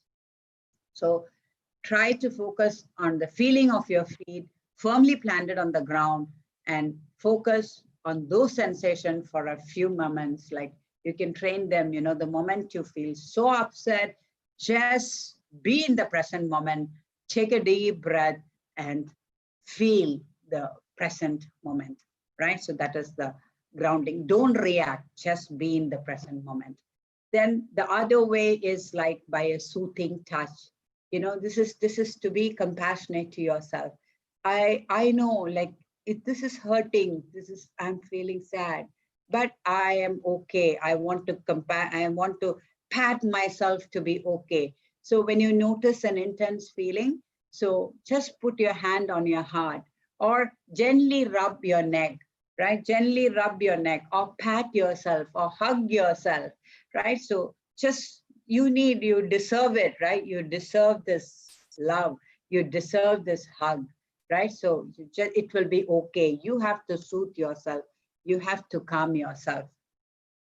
And then we have the self-compassion break. I think you can download it online, the self-compassion break, which is actually developed by Dr. Kristen Neff. And we actually train in group counseling, and in the individual counseling also we train. That is, it's a guided meditation, a guided practice of calming yourself down. It's more like a body scan, which will, when you are really excited, you can actually turn on the guided music and meditation. And you know, so this is simply repeat the following phrases, like, this is a moment of suffering. Suffering is a part of life, and may I be kind to myself, right? So you can go through that guided meditation for 6 minutes. You can have it in your phone, and every time when you feel upset, you listen to it and you feel better. And another tip we could say is a gratitude journal. This really works. And even me being a positive psychologist, I use it, like, you know, because every day we are listening to difficult problems, difficult stories of people all around, you know, like with different kinds of problems. And this gratitude journal helps me a lot. And I also suggest my students and other fellow counselors to have this gratitude journal. Just write a few sentences to yourself from the perspective of a caring and compassionate friend. You know, then your problems may not be that difficult. So there are different formats for gratitude journal, like morning gratitude note, like before you begin your day, list 10 things you are grateful for, or maybe like 5 people. I guess like most of you who are doing counseling will be using this gratitude exercises in their counseling session, where you might be asking people to think about somebody whom they are grateful to, and tell them what you want to tell them. Okay, I am grateful to you, I'm thankful to you for being understanding or being there for me or helping me out, right? So the positive aspects in their life need to be triggered out and reminded in these positive, like you can come up with your own questions. These are some of the ready-made questions, but you can have your own way. You can frame the exercises and try to make them feel more positive.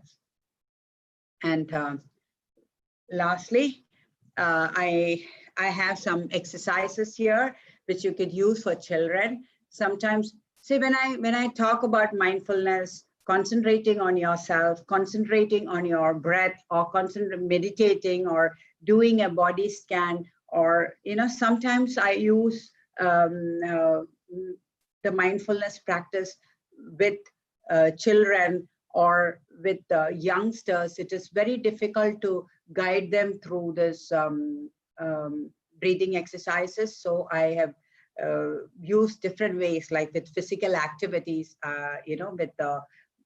with which is again a kind of deep muscular relaxation technique where you strain the muscles and then you relax. Where you're actually helping them to relax. So relaxing your body, you're relaxing your mind.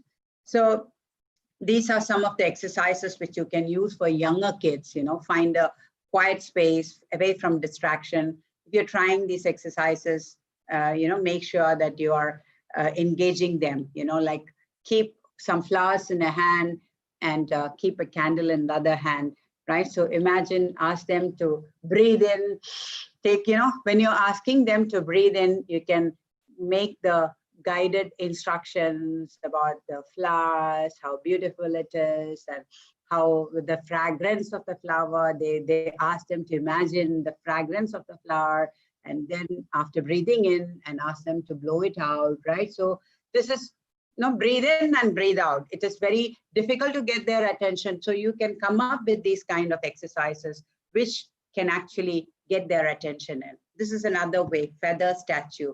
That is, ask them to be like a feather, that they relax like a feather, float like a feather, and then say statue.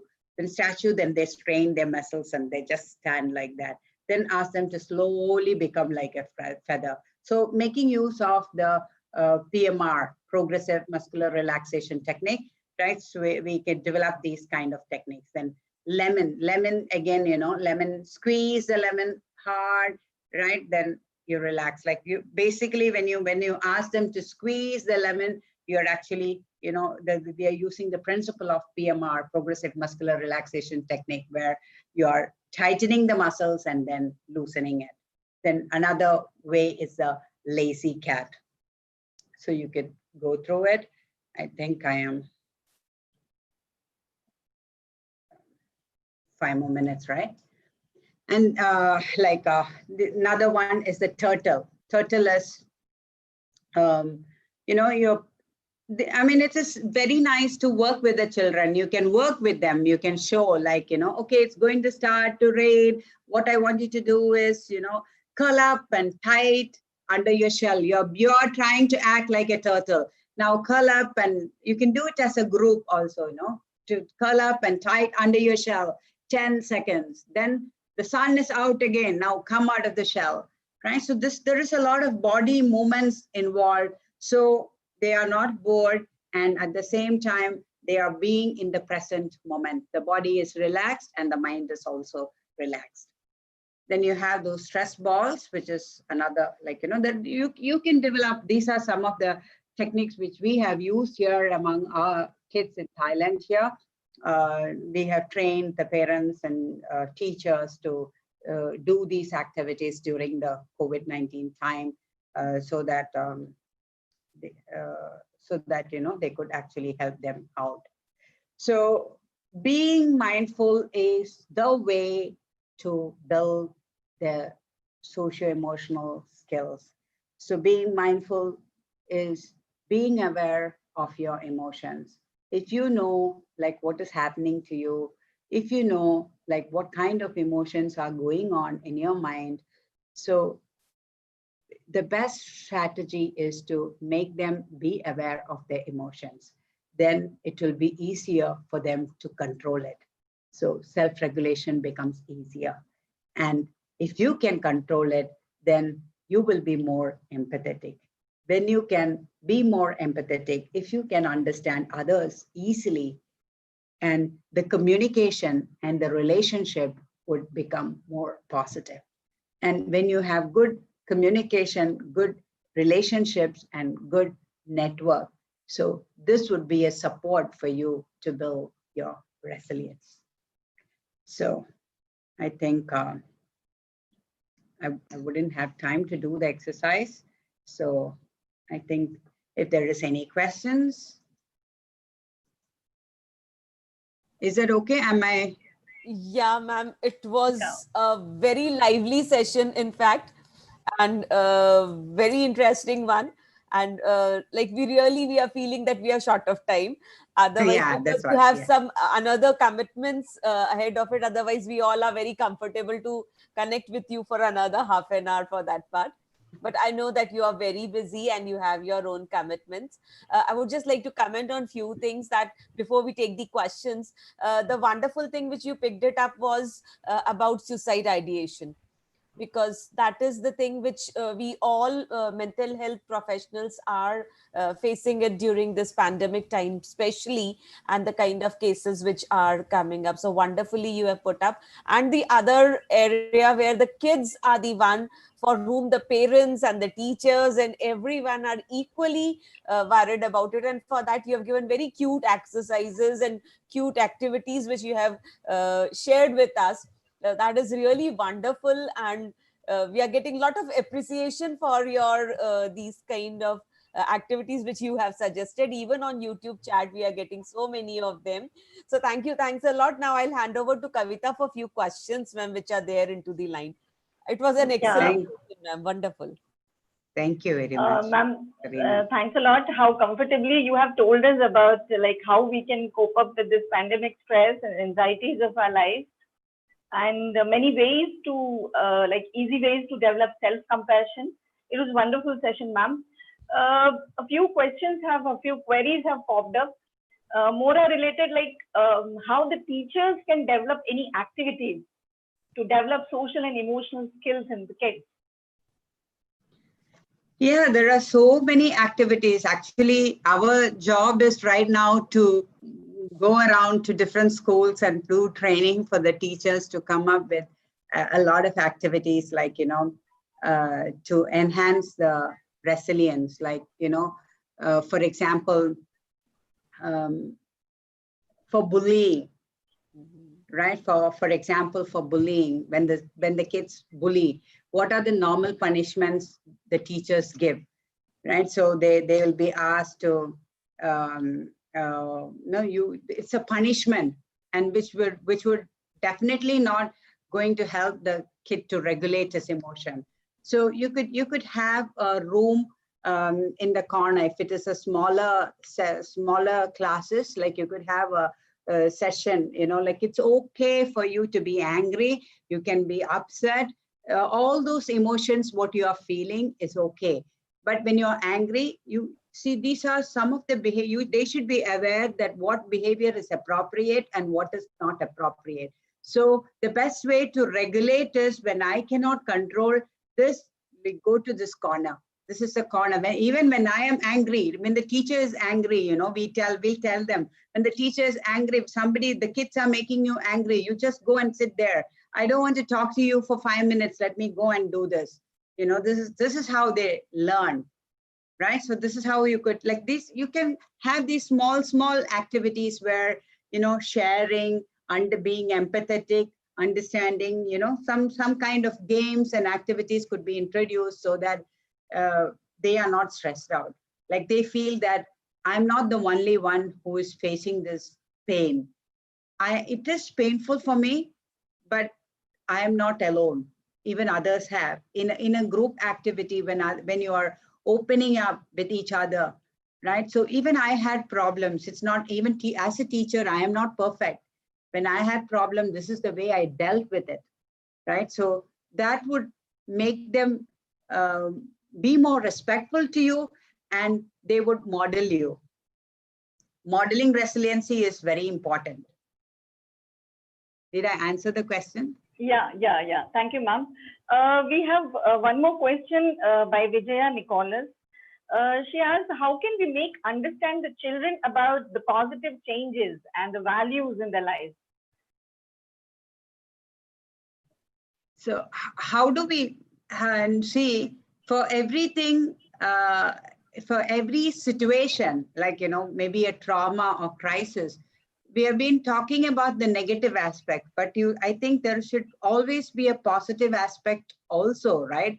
So during this pandemic, people say, okay, we have, there are people, you can't go out, you can't do many things, all what you can't, you talk about.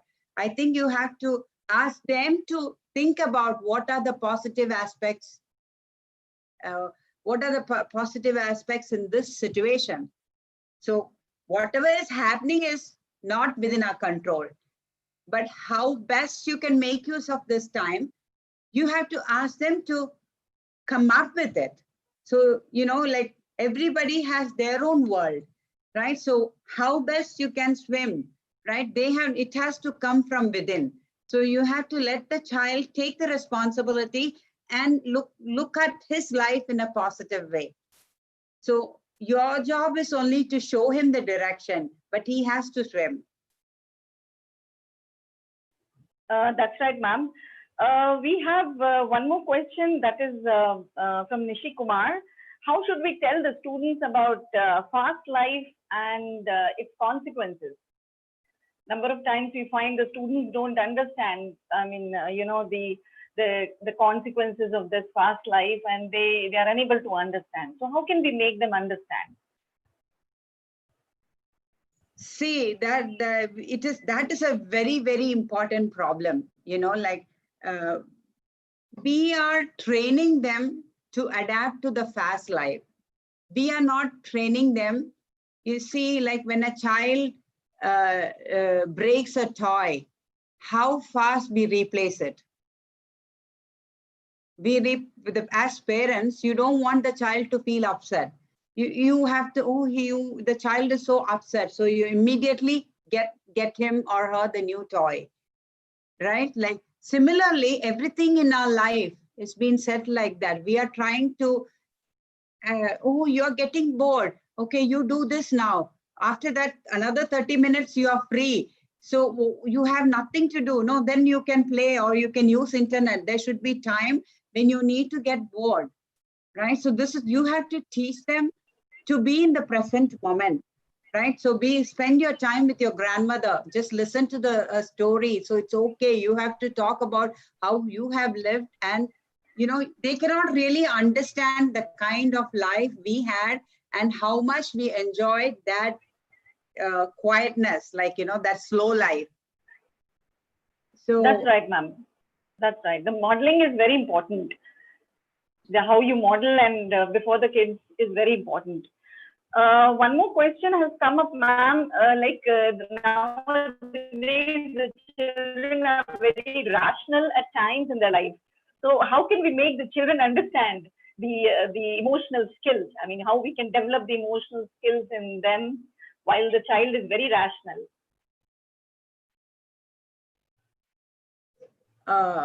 No, it is okay to be rational. It is okay to be rational, but at the same time, you have to understand your own emotions. Like if you are self-compassionate,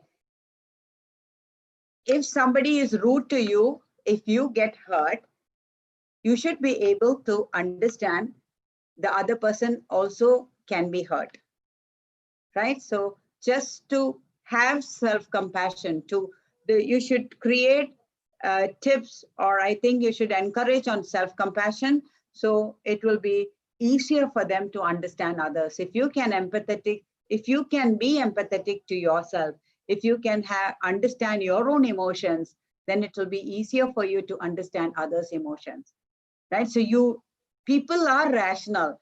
This present generation is more rational. but at the same time, they are emotional also. It's not that they are not emotional at all, right? So they are self-centered. They are only focused on their emotions, but not on others' emotions. So that is where the rationality is focused. Like if you can understand clearly on your, if you are aware of your emotions, then you will be able to understand others' emotions. I don't know if I have answered that question well. Yeah, that's a wonderful thing, ma'am. You have really answered the query.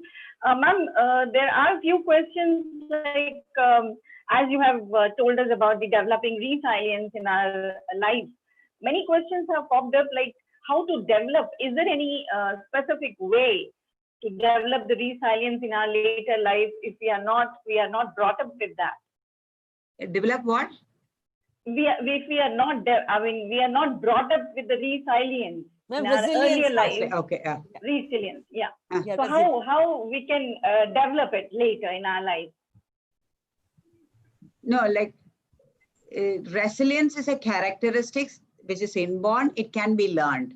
It can be learned by taking responsibility, giving a child responsibility to wash dishes, to like for children, starting from washing dishes, doing gardening, cleaning their own room, washing their clothes, like taking their own tiffin box. Like, if you see in the Indian families, what I've seen is they only know like what is there in the tiffin box only when they open it in the school, right? They don't know what is happening at home. The mother cooks something and the mother shows their love to their children by taking care of all their needs. So that's the way they show their love. They are thinking that they are loving their children, but they are actually making them dependent on them, right? So this is the way, they are being selfish. They are not making their child independent, right? So I will do everything for you, right? So again, that goes to the attachment style. It will be a dependent attachment style. So where you're attached on your mother and you're dependent on and again, your self-esteem, your self-confidence, everything goes down. So I think you have to foster responsibility, encourage them to take responsibility, solve their own problems, take leadership, do things by themselves, and manage money management. It's not just, okay, I want this, I want that, whether you can afford or like little bit of economics you have to put into their mind as they grow up. It's not like I can have everything and so that should be a way, I guess. Thanks a lot, ma'am. You have, we have really enlightened ourselves with your expertise knowledge on the topic of social and emotional skills. It was wonderful having you, ma'am. Thank you very much. Thank you, ma'am. Thanks a lot once again on behalf of ASHADEEP Counselling Center and INSPA Madhya Pradesh. And we look forward that once we are out from this pandemic, we look forward that we are going to invite you at Madhya Pradesh. Please do visit Madhya Pradesh, a wonderful place. Bhopal, especially full of greenery. And I would love to invite you to Bhopal, and we could organize a program here for you, ma'am, on your expertise. So how big is ASHADEEP Counselling Center? Ma'am, it's something recently we have started with it. We have a wonderful big space, and specifically taking care of this stress component which have developed during COVID-19. So we are catering the people here with all these stratas, not restricting to any particular strata, but then from everyone. Yeah. So you are focusing not only on children, you're focusing on everyone. Everyone. Oh, very good to hear that. Very good to hear that. And I'm extremely happy that, a lot of psychologists, clinical psychologists, and people in mental health are doing an active job in India. It's really good to hear that. Thank you very much for this opportunity to share with you my little experience here. Thank you, ma'am. So looking forward to be connected with you further also. Thank you, ma'am. Thanks a lot. Thank you. Bye-bye. Bye. Bye.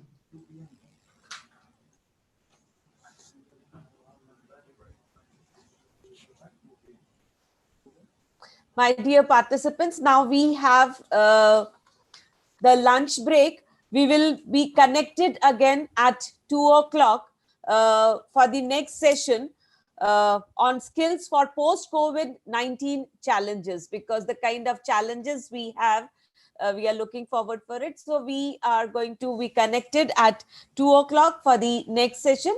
I would request the moderator and the repeater to please join on time, Mrs. Shraddha Balwani and Shivali Tiwari. So we'll be getting connected at 2 o'clock. And thanks a lot, Kavita, and as well as Jyoti, for being for a great job which you have done as a moderator and repeater for our previous session. Thank you. Thanks a lot once again. We'll get connected at 2 o'clock. Thank you.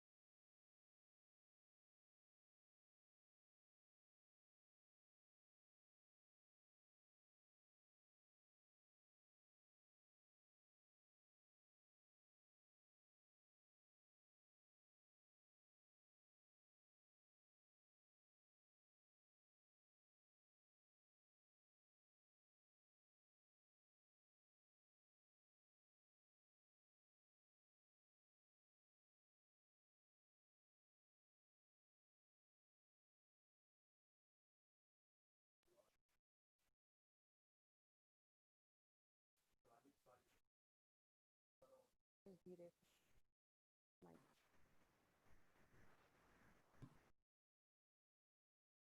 have Dr. Shamim. Dr. Shamim is there with us.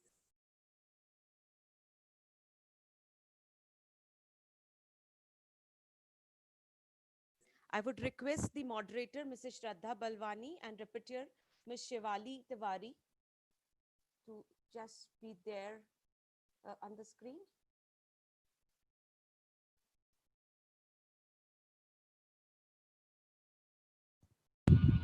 Good afternoon. Afternoon, Reena ma'am, but I am not able to put my video on. Okay. Now it's okay. Good afternoon, sir. Good afternoon, ma'am. How are you? Fine, fine. Nice to see you.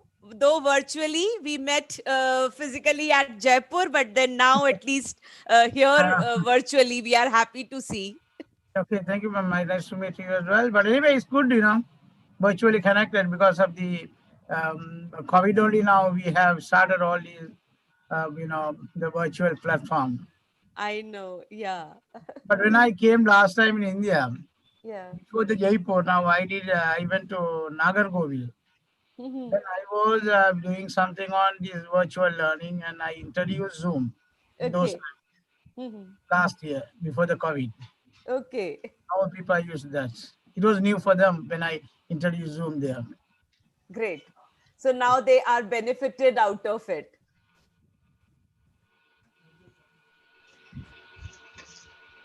So we'll start the session. Sir.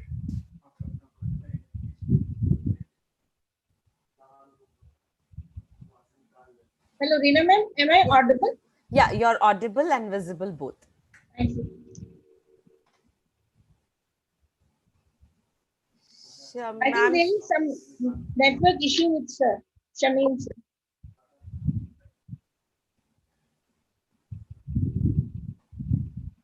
Sir, your video is not seen.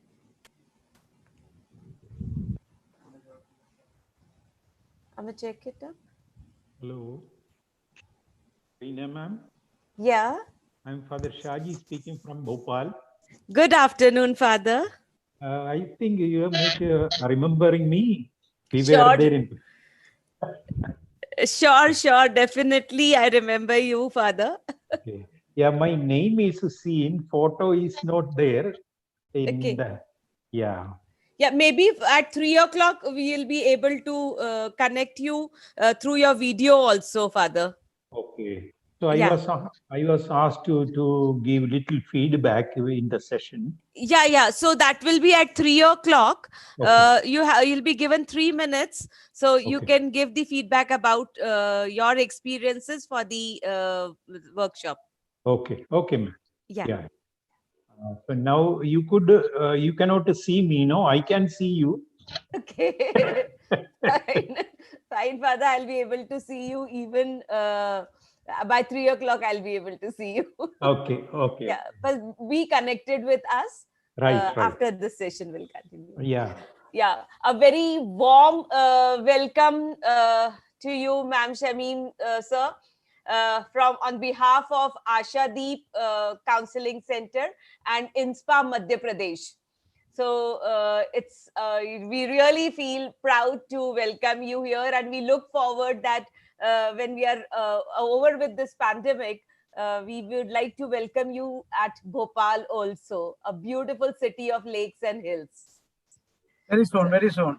Yeah, very soon. Yeah, we all are very optimistic about it. Now, yes, sir. I'm sorry about it because there was a power cut, so that's why the line went off. Okay, no issues. Then again, I reconnected. Yeah. Now I hand over to Shraddha ma'am.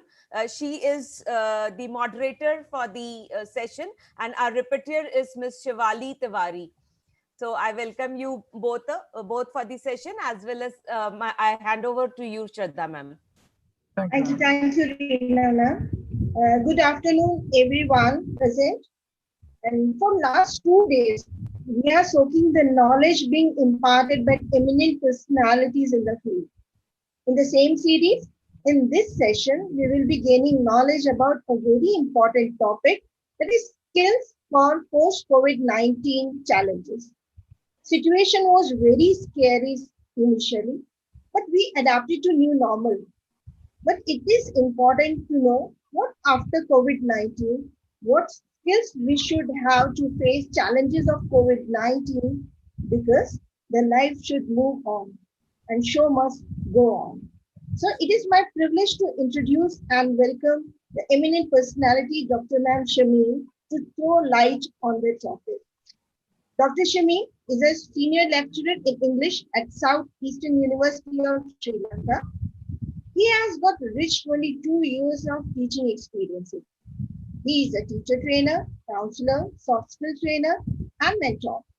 His research interests are pedagogy, classroom management and technology in education, education psychology, and counseling. He has served as consultant for many institutions in preparing curriculum and course manuals. He is the Sri Lankan Country Secretary of Asian Pacific School Psychology Association and President of Sri Lankan School Psychology Association. Sir is a member of Standing Committee on General Education and Early Childhood Education under the National Education Commission, Sri Lanka. We welcome you, sir, and we are keen to listen to you. Thank you for joining us, and over to you, sir. Okay, thank you very much for your nice introduction. First of all, let me thank Dr. Reena ma'am for inviting me and, just linking Sri Lanka with this Indian, the workshop. And also, I would like to thank all these, Miss Sarita Bhavani and Mr. Sudhir and Father Maria Stephen for all the arrangements and um, support for this workshop. Now,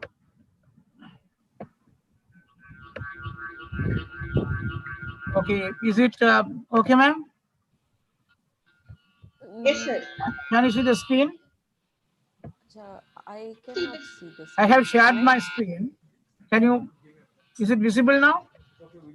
Yes, sir. My It's screen? visible. We can Yeah, see. yeah. Yes, yes. We can see your Okay, screen. okay, okay. Let me now start my session. Once again, thank Dr. Reena ma'am, and even I must thank Professor um, um, our president of the Indian Asia Pacific School Psychology Association, Dr. Pancharamalingam as well. Okay, now today's topic is skill for post-COVID-19 challenges. Actually, I'm going to make a presentation which I presented, 2 or 3 weeks back for another workshop. So let me talk about these, when we talk about these COVID and post-COVID or COVID, now we always think about these stress and all these negative words. So today morning, Dr. Balan and Dr. Parvati Verma ma'am, they all might have talked about, positive counseling and how you can work on, how you can motivate your kids. So let's talk about this today. The stress during an infectious diseases outbreak can be sometimes cause the following, because there must be some, challenges. There must be, during a very infectious disease outbreak, a pandemic situation. Now people might have fear, worry about your own health and health about your loved ones. Actually, your kids and your family, father. And also we have our financial situation. Sometimes it might affect our financial situation, so we might think about it. And also people might lose jobs, become unemployment, lots of support for service you rely on, and also changes in sleep or eating patterns. That's what happened during our pandemic situation. All stayed home and we ate a lot. Some people, they had problem in eating, and they have problems in buying their own food, and they were starving.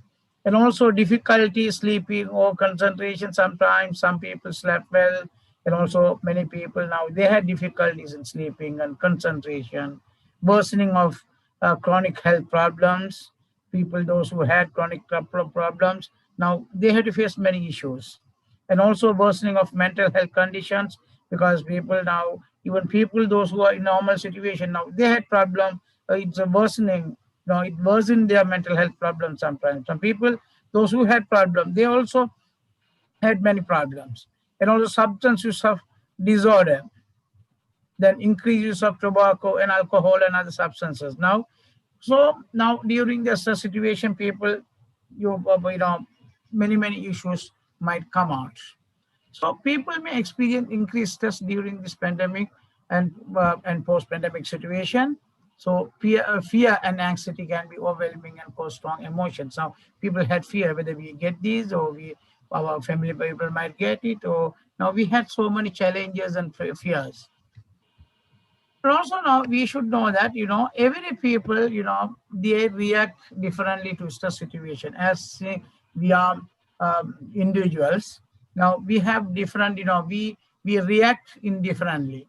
People who may respond to me strongly to the stress of crisis include people who are at high risk of severe illness from COVID-19, old people and young people, very, you know, children, and also people with certain underlying medical condition. Now they might have issues, and also children and teens, people caring for family members and loved ones, and also frontline workers such as healthcare providers and first responders. Because sometimes, you know, even in our family, friends and family, now we have healthcare providers, doctors, nurses.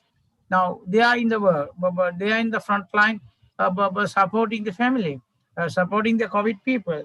Essential workers who work in the food industry, because food chain, now they had to work. And also people who have excessive mental health condition.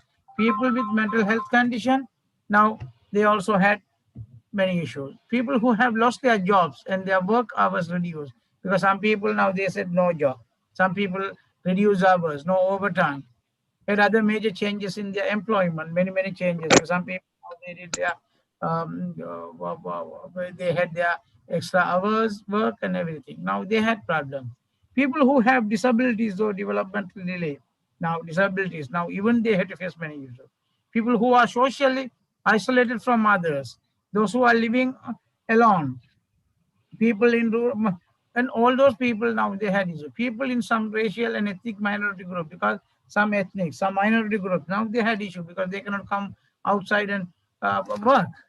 And also there are some people who don't have access to information in their primary language. Sometimes many foreigners, now they got stuck in some areas and they locked down, and they had problems in they also had problems. And also, let's see what are the do's and don'ts of the, you know, during this COVID or even post-COVID. Then positive thinking do's. We have to be positive thinkers. Now later we will talk about in detail. Now we should be like, you know, the positive thinkers, and also regular exercises, balance that we need to hit, relaxation and exercise.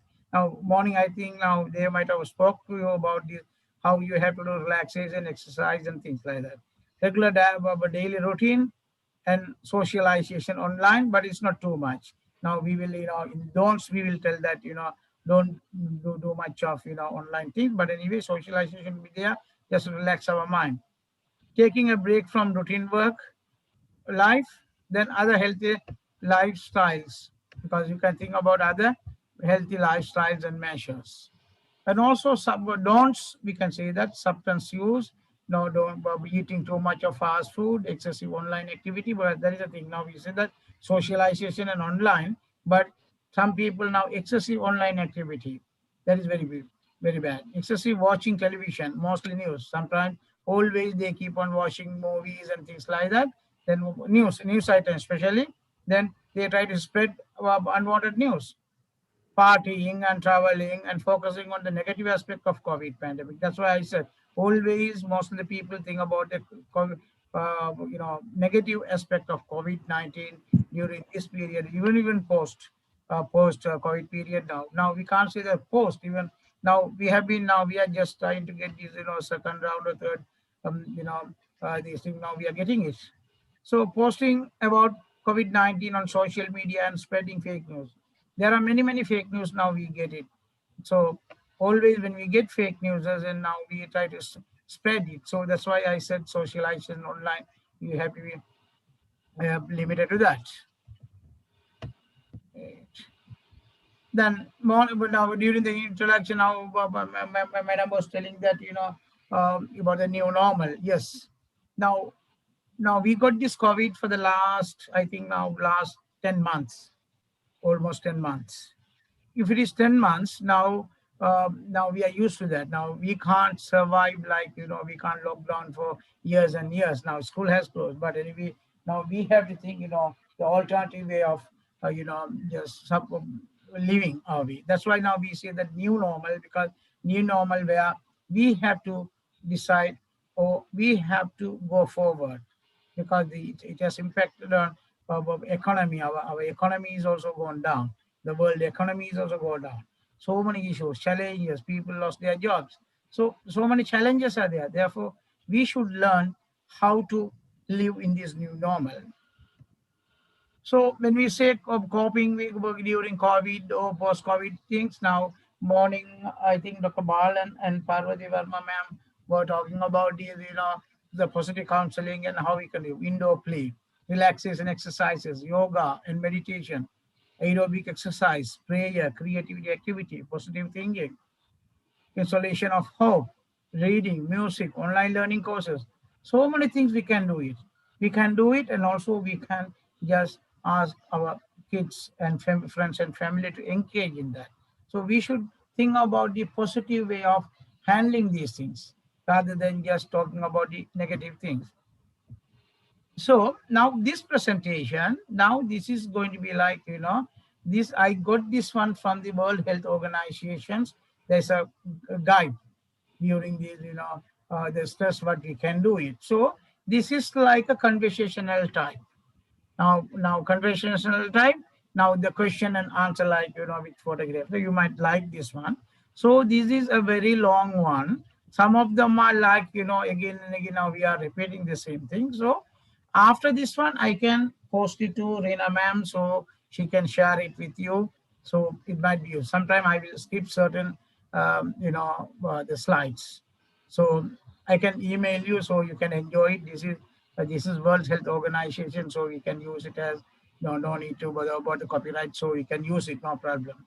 So doing what matters in times of stress. Now these author, now they have given some techniques: grounding, unhooking, acting on your values, making rooms, engaging and being kind. So let's see what it is. Grounding. What do you mean by grounding? Everyone experiences stress at time. A little bit of stress is not a problem. Yes, everyone has a stress. Even we have stress. Everyone has stress. As psychologists, and now we know that we all have stress, but a little bit of stress is okay, no problem.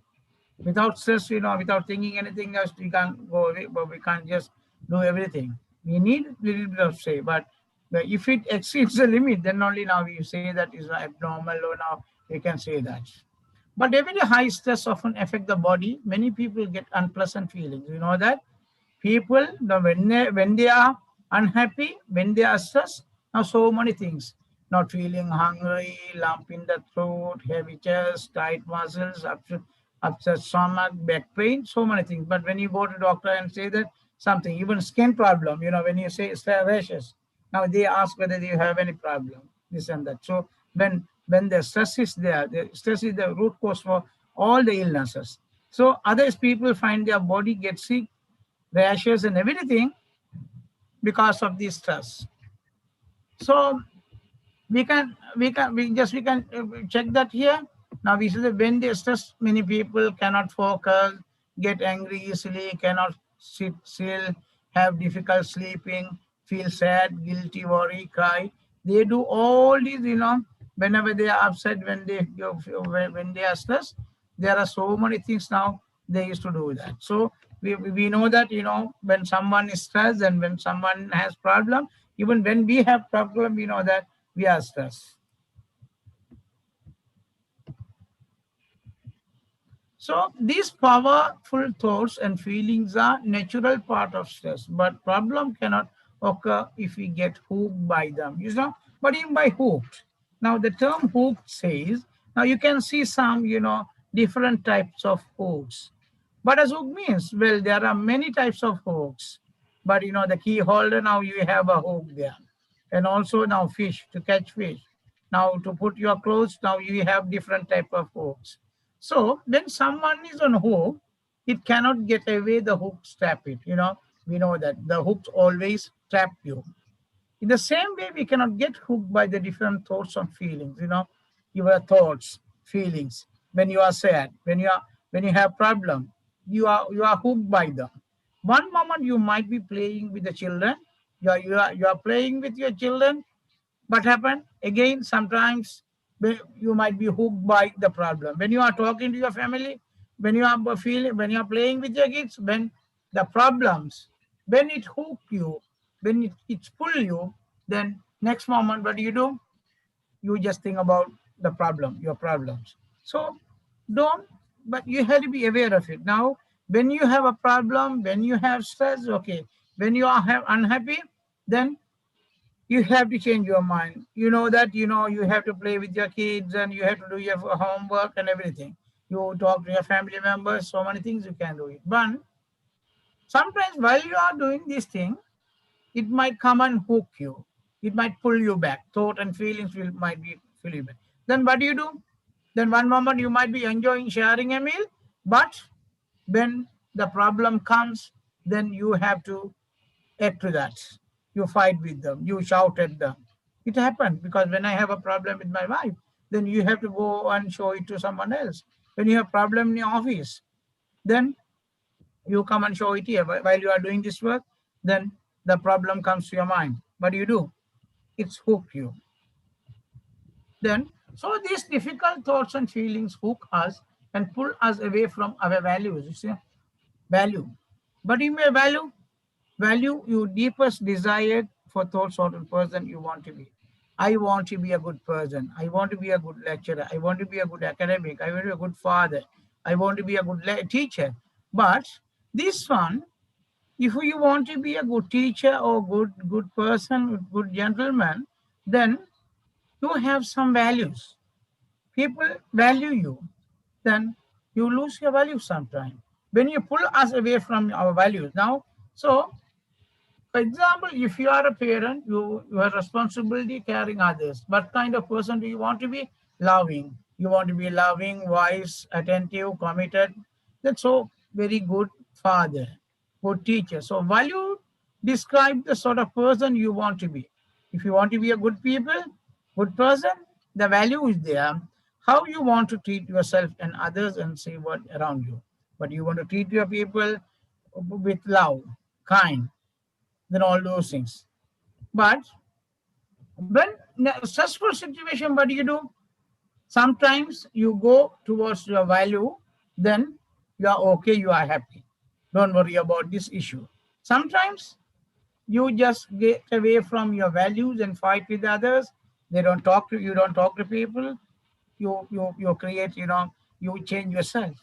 So stressful situation, sometimes thought and feelings might hook you. When it hook you, then you should be aware that what is happening here in your brain and your heart. So you have to think about how you can go towards the value. Don't go away from your values. Okay. There are many kinds of difficult thoughts and feelings that can hook us. Thoughts about giving up. Giving up. Or sometimes, okay, I don't want to do it. Just you do something and just give up. Sometimes you say it's too hard, so we will give up. Then thoughts that blame others. What do? You tell that, you put everything on their, you say it's your fault. Okay. You should not have done it.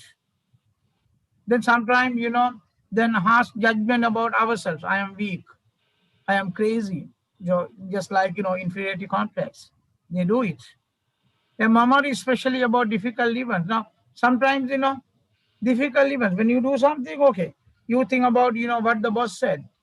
Or you had a problem that you had in your office or university, college or something like that.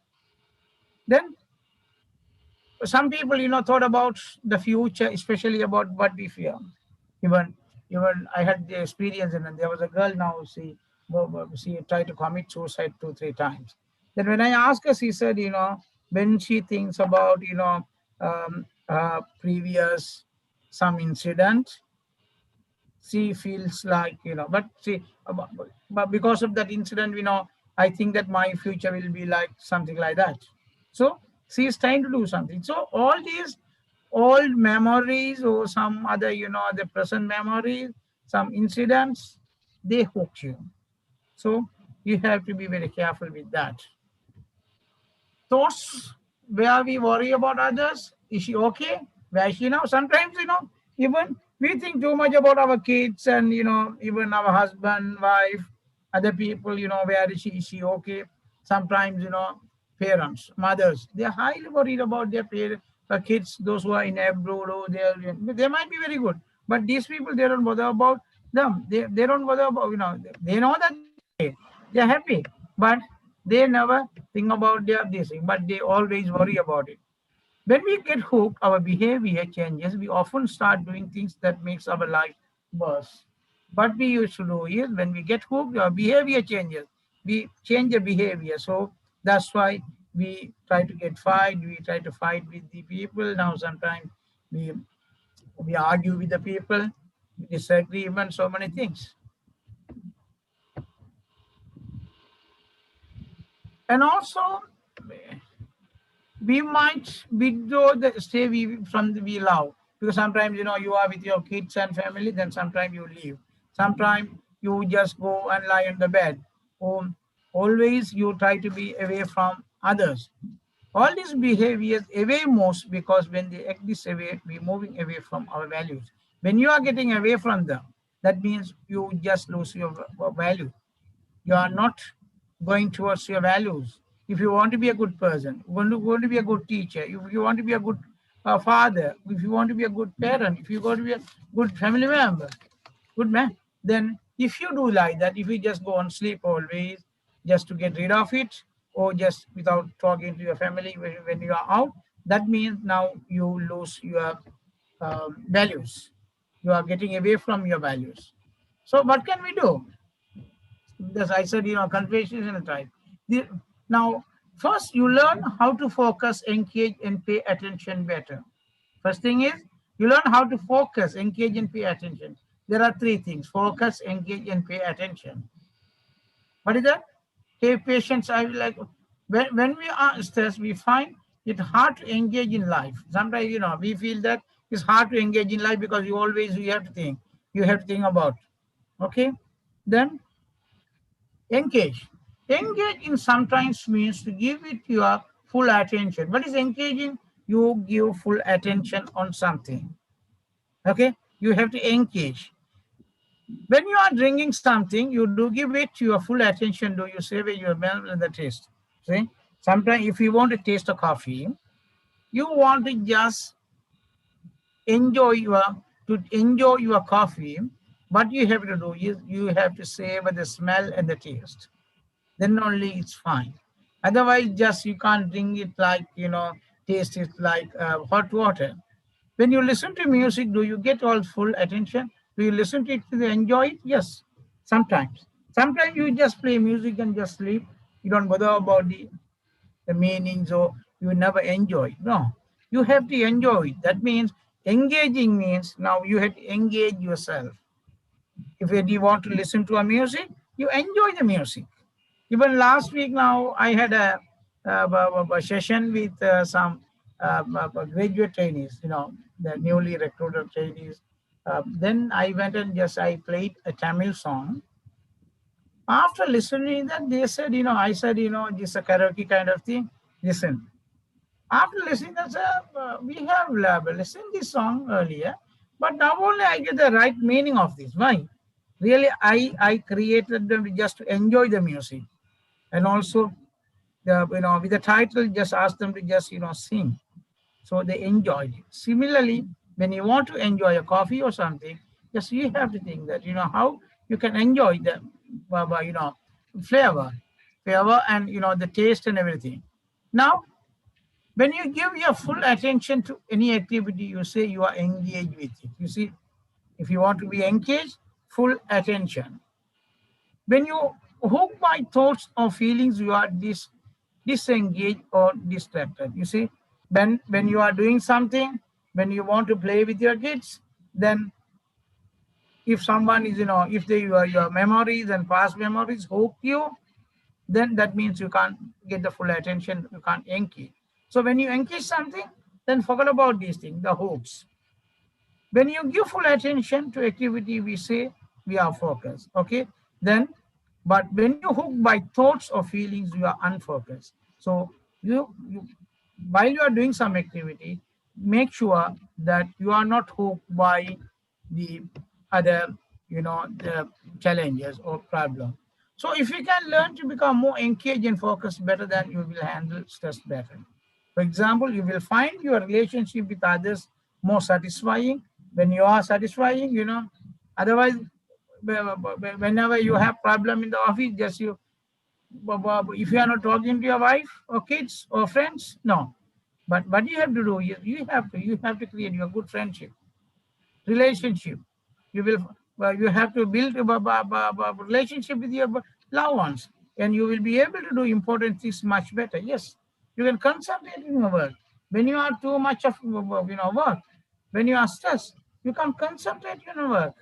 You can't write research papers. You can't study. You can't do anything. But to focus that, you need more. You should be engaged. There are many ways to practice engaging in life. Focus on what you are doing. Okay, there are many ways you can practice these skills with any activity you do. For example, if you are drinking a coffee, as I told you, savor the smell, and also you pay full attention to that. Then you think that now I have enjoyed a very good coffee, very good tea, or very good drink. Then just see the color of this. Just enjoy it. You sip it slowly rather than just gulp it. So that's how you can enjoy something. Then, sorry, if you could practice while taking to family friends, notice what others are saying, their tones of voice and their facial expression. Give them your full attention. Yes, that is what happening. Always people, when they come and talk to you, just you WhatsApp something and you send messages, but you have to just have the eye contact. Just listen to them, talk to them. That's how. When you play with the kids, now just play with them, just help them. You give some suggestion. You just fully engage with this.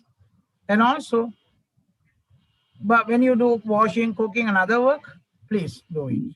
Please focus on it. But sometimes when you feel that you are hooked by other issues, don't worry. Okay, but you have to do is you have to unhook it. We unhook by refocusing and engaging what we are doing. Okay, but okay, forget about it. This is my home. I have to do this. So refocus it, unhook that. When a problem comes, unhook you, but unhook it. I can do that when my thoughts and feelings are not too difficult. Yes, that is with your mind.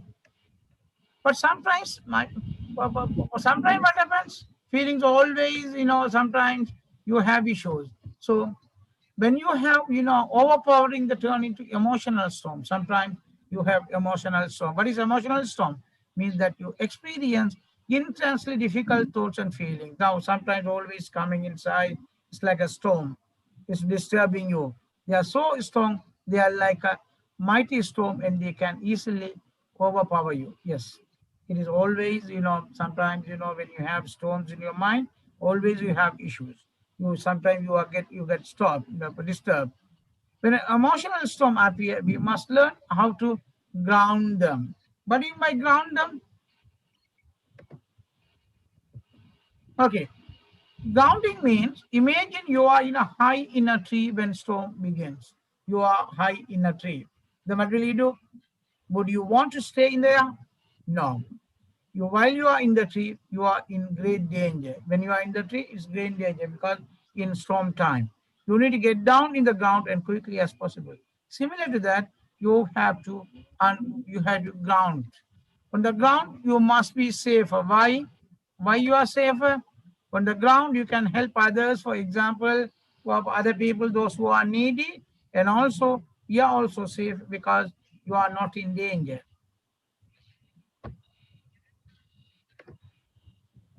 Okay. But as I said, you can ground ourselves when emotional storms appear. When you have emotional storm, come down. It's like, coming down, getting down from the tree, coming to the ground. You just get down. Again, thought, engage with the world around you and focus on what you are doing. Yes, you have to think about the surrounding, what is around you, what you can see, what you can smell, what you can taste, everything, what you can touch. The first step is notice how you are feeling and what you are thinking. You have to think that. Okay? Then what you have to do is that you have to breathe yourself. You have to have a very good, slow breath. Then press your feet into the ground. You have you have to do some exercises and stretch yourself. You can do whatever the different things you can do it. The next step grounding is to refocus on the world around you. Yes, we have to refocus. I said, to change your mind when you are stuck or when you have this issue, you just ground yourself and see what is around you. What are the 3 or 4 things that you can hear, you can see, but you can smell. Notice where you are and what you are doing. Now you have to say, oh, where are you at? Okay, what is around me? Who are there? What is happening? What are the smells I get? What am I hearing?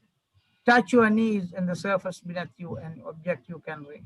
Notice what you feel like under your fingers. Okay, you feel everything. You feel whatever is around there. So you have to. That is how you can, ground yourself and refocus.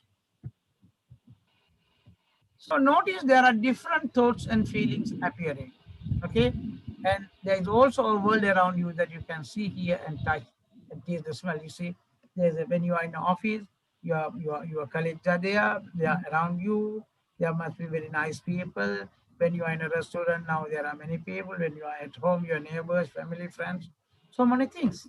You have to focus on that, and you can also move your arms and legs, and you have to move your arm and everything. This is some sort of techniques I tell you. That's how you have to unhook yourself and focus on your work and ground yourself. Grounding does not make your emotional storm disappear. Yes, sure. Just grounding and doing all these things is not going to completely solve your problem. It just keeps you safe. You safe until the storm passes. It makes you safe. It's not going to solve your problem. It's temporary, these things. Some storms last a long time or some pass quickly. It's like our problem or our issues and challenges. So, but don't think that this is just this grounding is not a permanent solution. The purpose of the unhooking and grounding exercise to help you engage in life. But we have said this now, engage in life.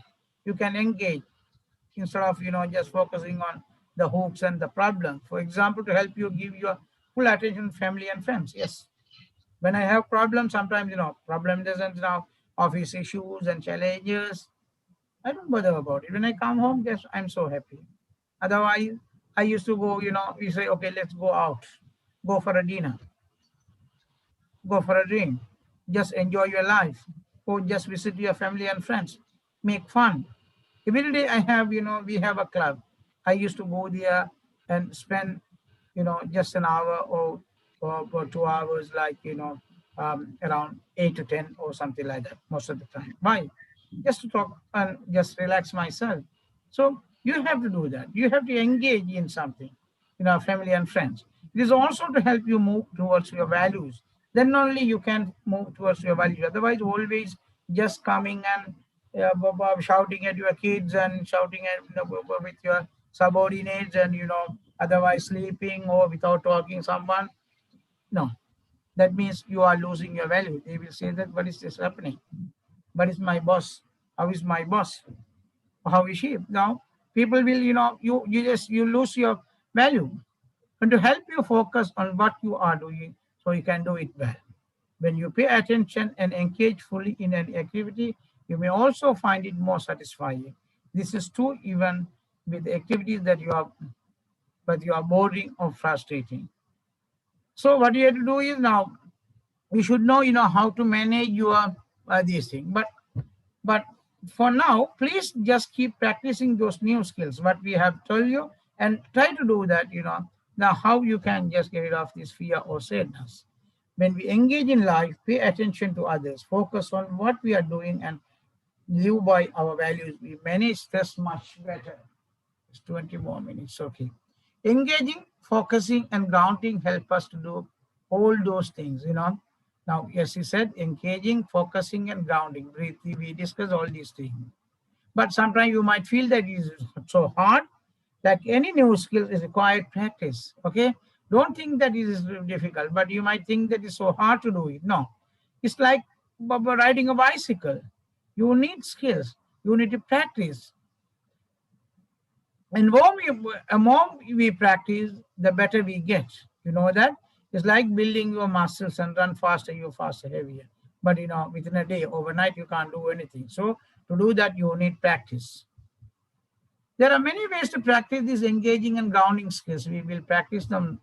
Okay. Now I'll give you some example. First, notice how you are feeling and what you are thinking. Okay. When something is there, when some hook is there, just how you are feeling and what you are thinking.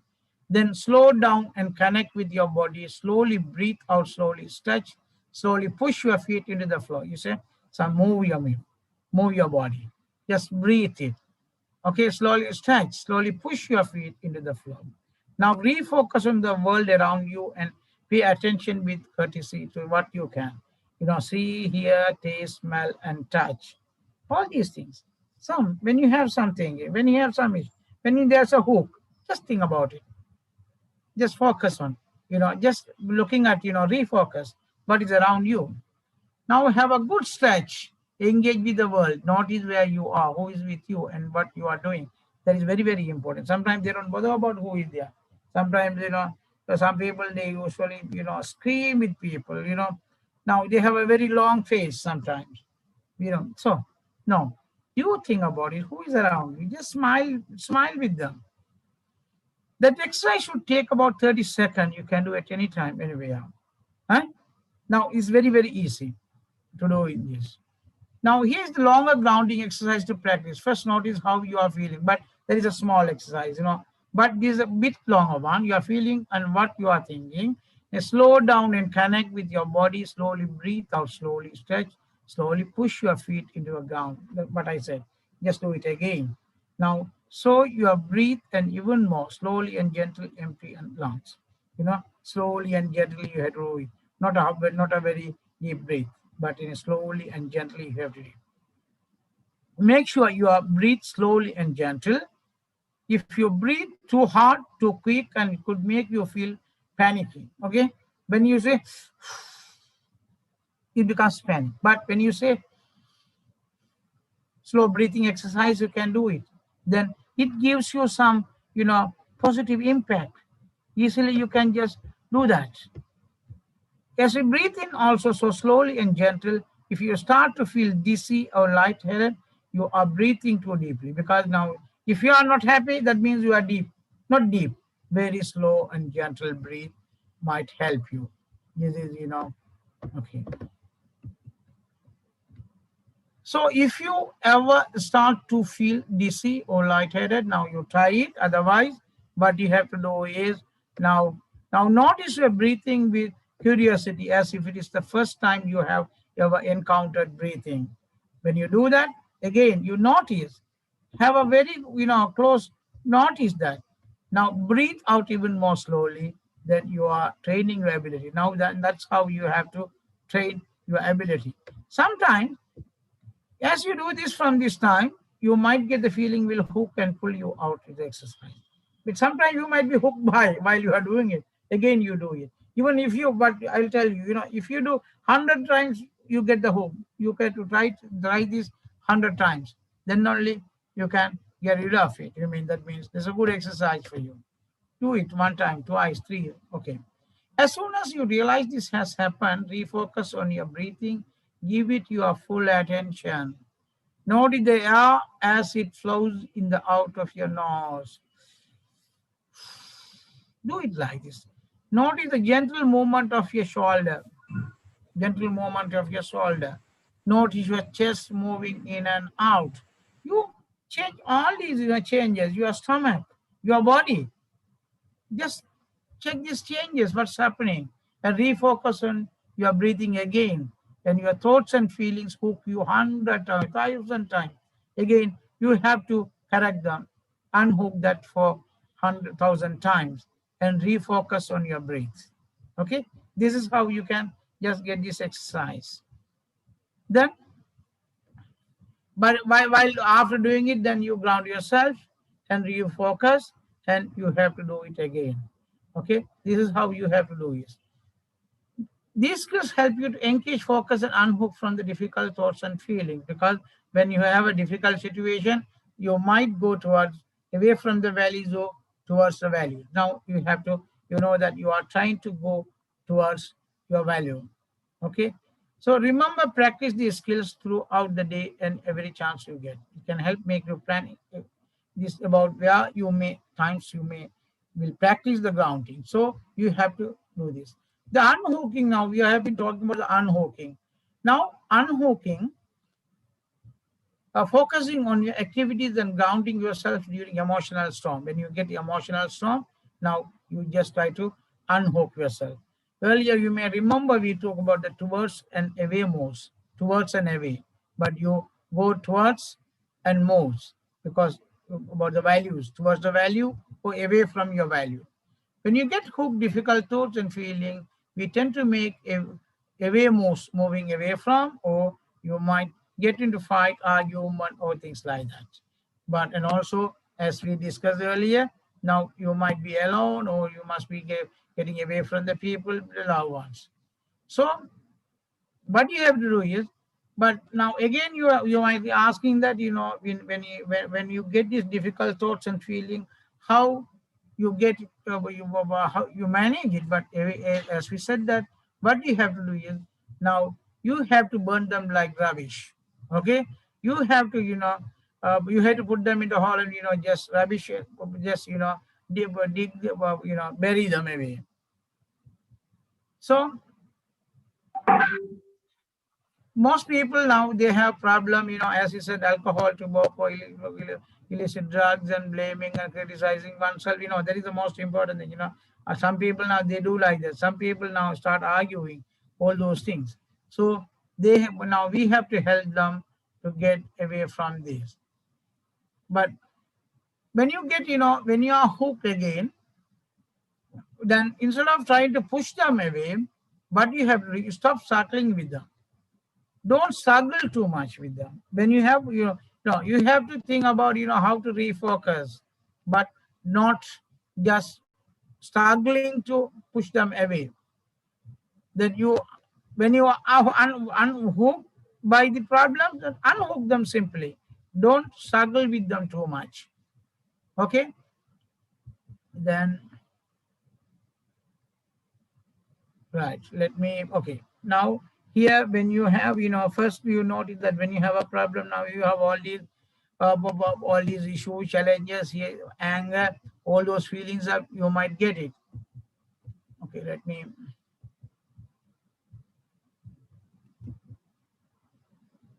Okay, now we said that is the first of unhooking yourself in the notice that you have been hooked. You just, we told you to, you know, unhook you.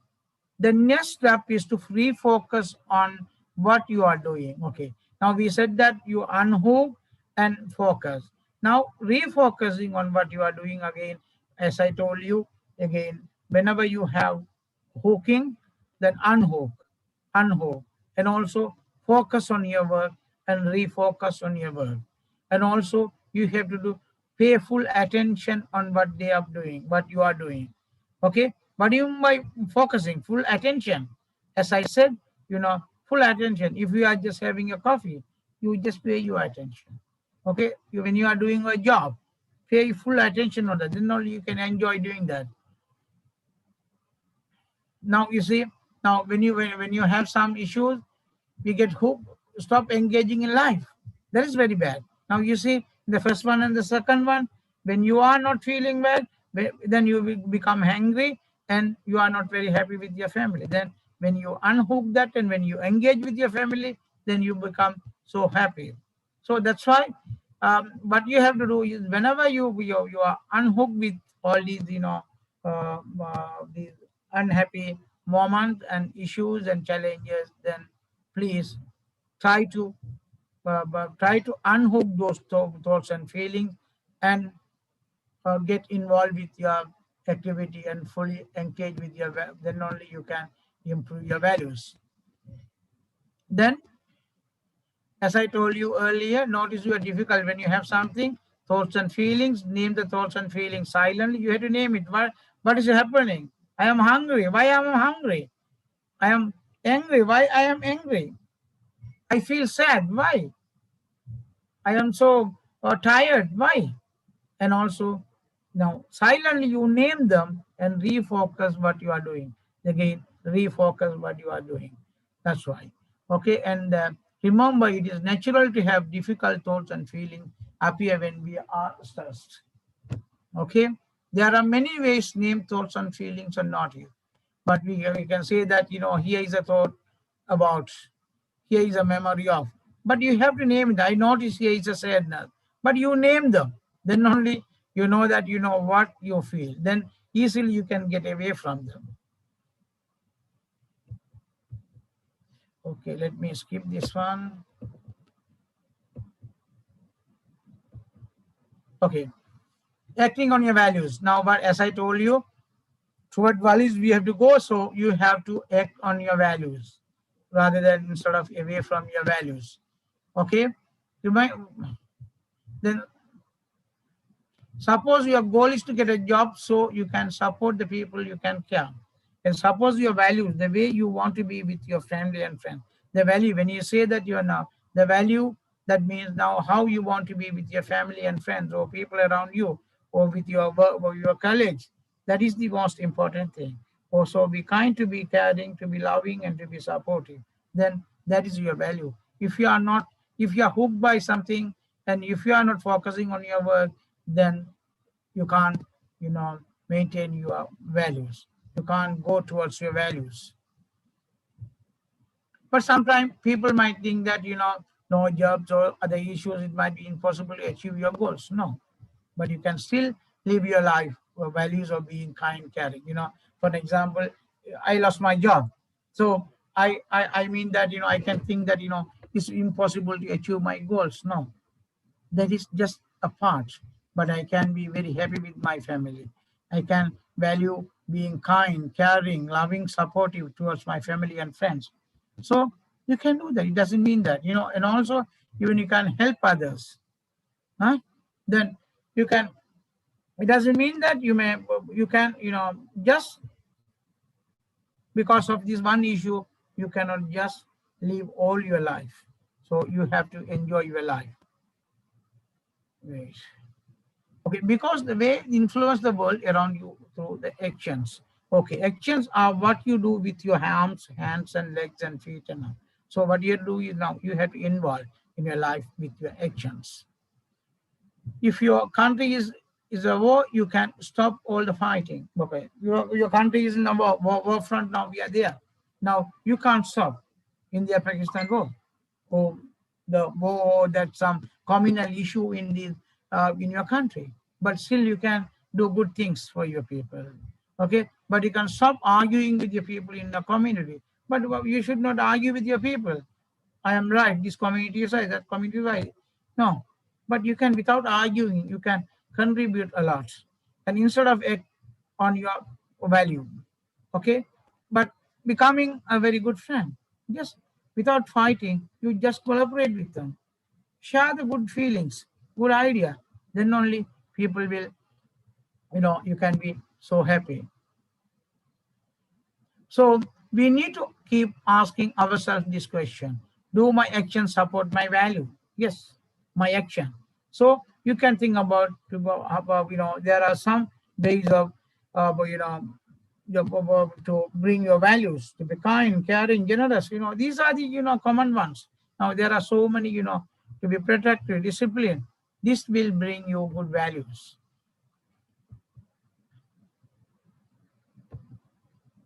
Okay. Now, when you say that values goes both ways, towards yourself and towards others and yourself. So, if your values are caring and kindness, then you will have a very good, good relationship with this. Now, if you do not take care of yourself, then what will happen? It will be hard for us to care for others as well. If I am good, then only. That's why when you are in an aeroplane now, when there is a crash or when you have problem, then you have to wear your mask first, oxygen mask. Then only you have to care others. Like similarly, you should have you care yourself first. Then only you can care your kids, your family, friends, all the colleagues and everybody. Okay, therefore what you have to do is it's time, it's a time for you to value your action. So you just build your relationship, care yourself, then please be kind, to be responsible, but grateful, to be friendly. So what you have to do is support relatives and everybody. Then only you can become. That's very good. You can develop your values.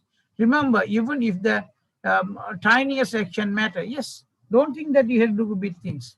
Just tiniest matter, small things might make very good changes. A giant tree grow from your tiny seeds, and even if the hardest, most stressful time, you can take small action to live by your values. Yes, when you do small thing, that is more than enough.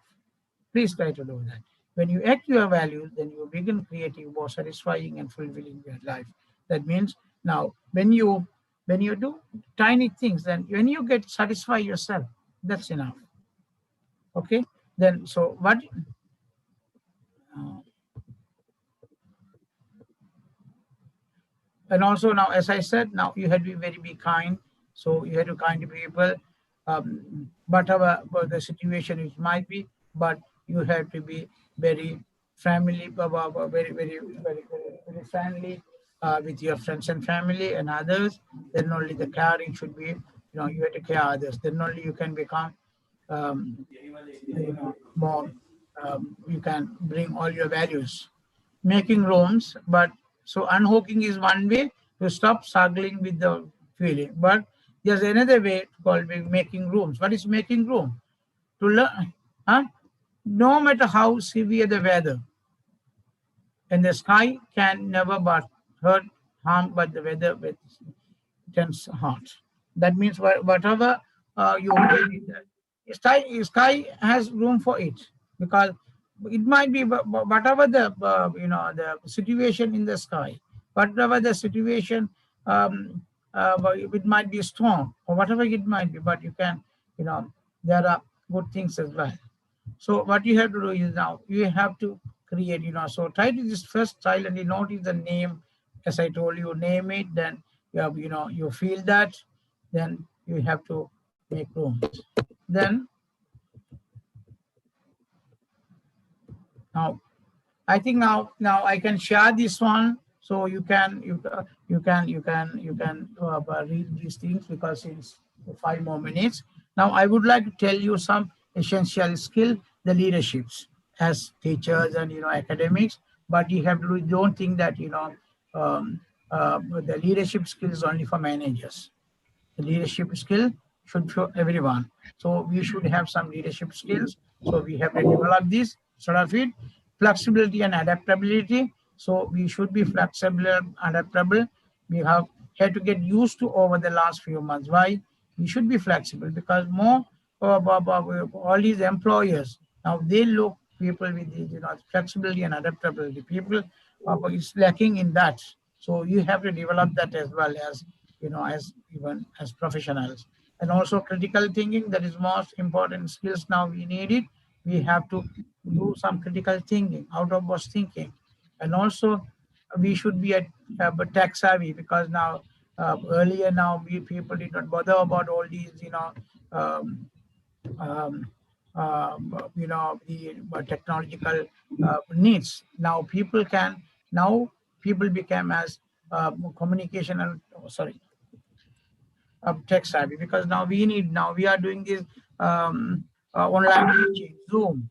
So many technologies now we use it in digital skills. Now we are using it. So we have to be we have these essential skills rather than just telling this is a soft skill or whatever. It's essential skill now we can call it.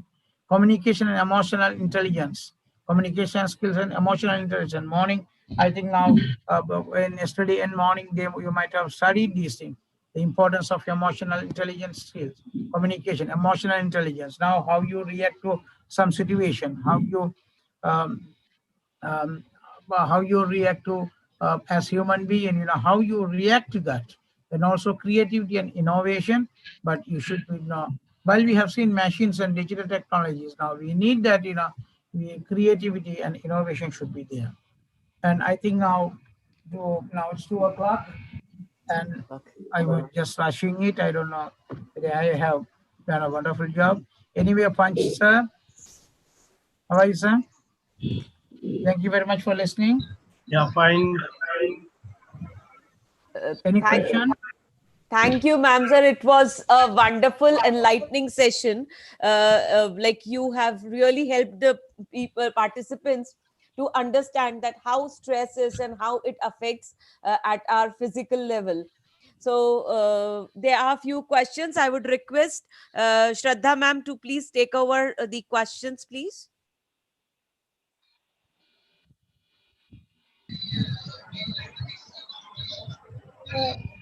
Oh my God. Madam, Shraddha, yeah. ma'am, I think I have got some network issue. I'm joining just in a minute. No, Can you you are. hear me? No, you are audible, madam. You are with us. Your video may not be there. It's okay. You can always. I can see you. I can see her. Okay, okay. So, Shraddha ma'am, you can just ask the question, please, because we have to start with our validatory function also. Madam, I cannot see the questions. Please, you please go ahead with that. You're audible, Will you ma'am. please? Putish, question. Reena ma'am, will you please? Yeah, sure. Putish, revert to me the questions. I don't know what has happened with my network suddenly.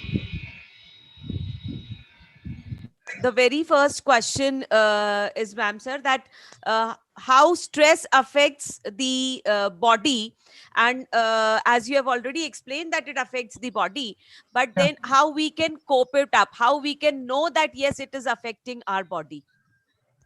Okay, ma'am. But really, as I told you earlier, now when we go to a doctor, ask them, tell them that headache or whatever the issue is, the stress gives more problems.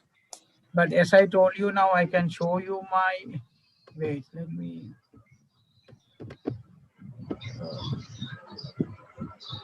Okay. Now we said that the headache and stomach ache and so many, even rash, skin problem, so many issues due to this stress, I think.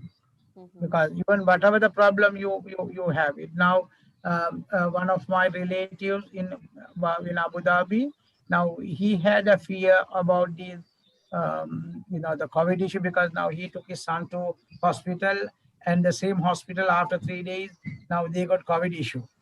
So he got a kind of the breathing difficulties. Then he said that sleep apnea. Now they said that sleep apnea, because sleep apnea came because of these. This, I'm not a medical person. I'm not a medical person, but anyway, now we say that the root cause for so many problems, all the problems. There are thousands of the issues because of this stress, I think.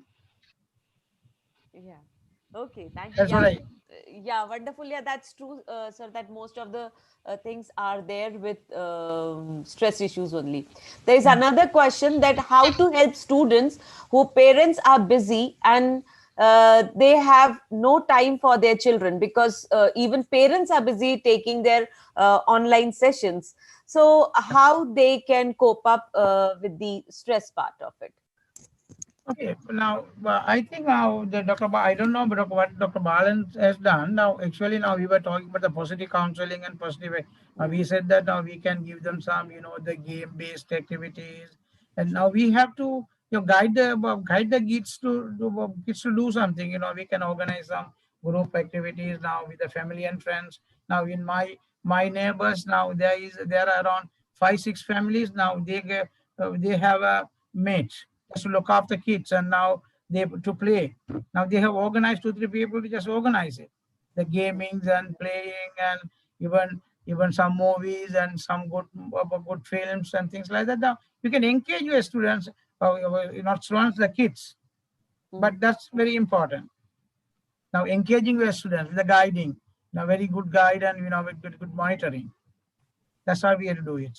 Yeah, definitely, because there was another similar question that we are taking the classes for students, and similarly our kids are troubling us on the same time. So how to cope up with such situations also, because they have to We have balance both of them. Yeah, balancing it now, we have to have a very planned activities for them as well.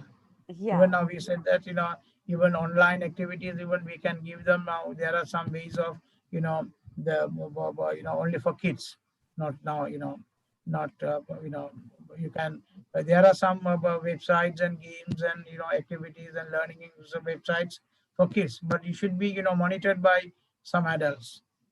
very true. One last question, sir. In this pandemic time, some of the teachers are jobless. Is there any way out to support them, like making WhatsApp group and sending them job vacancy related information? Please suggest some measures. Ma'am, nowadays the WhatsApp group is fine, and also online every day. Now there are many websites. Yeah. Even now you get vacancies and everything when you register online. Every day I get more than 100 or 200 vacancies here, and also now it is very easy for them to do some online teaching. Now, but even I do some teaching. I teach for UK students and Middle East students. I do online teaching, Zoom teaching. I have been doing it for the last 3-4 years. I have been doing it. I Great. was talking to my Shamalingam earlier. Now we can do that. Now we are doing it. So what they can do is they can create a network with other countries and other places, even India, other side of India. Then they can do online teaching. Now in your Middle East countries, now we are doing some teaching. We teach Middle East countries from Sri Lanka. Then why can't you do it for Middle East or other countries? We can do online. When we create a network there, it's easily you can earn very good income with that. Even we teach UK students. Great. UK students from Sri Lanka we are teaching. Great. So Great. creating network is very that it might be difficult, not difficult actually. If you have very good network, easily you can do it. I suggest them to just create some network with other countries, even through this, like, these Zoom or this online platform, they can do it. Even Facebook, now you have a very good, you can advertise through Facebook. Now, last time for some classes, now we advertise through Facebook, and they got some, students and some links to teach online. For online teaching is very easy for them to get some extra income. Even not jobless people, even people those who are working, they can get very good income through online teaching. So yes, ma'am. Yeah, that was, thank you. Thanks a lot, sir, for wonderfully answering all the questions. And thanks a lot for accepting our invitation.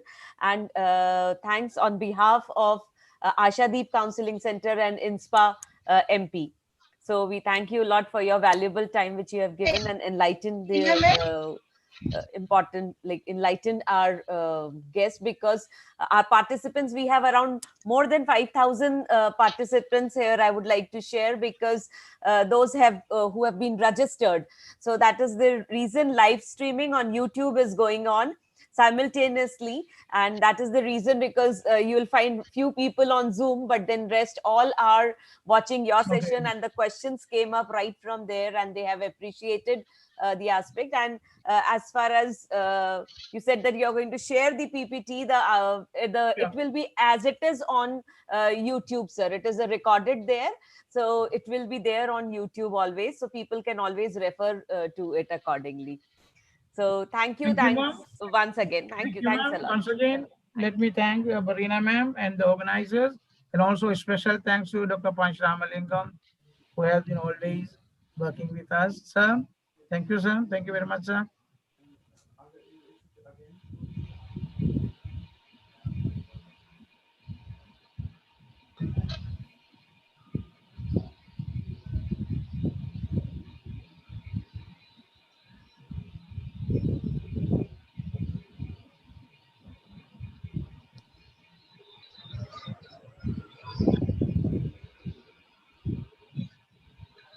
I can see Maria Stephen father. Yeah. Hitesh.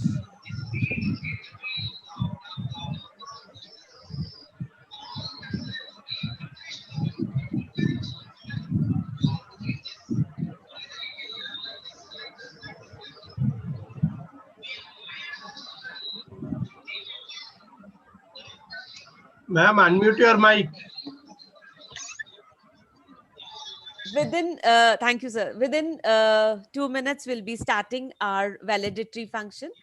Our special guest is about to join with us, and we'll start with our validatory function.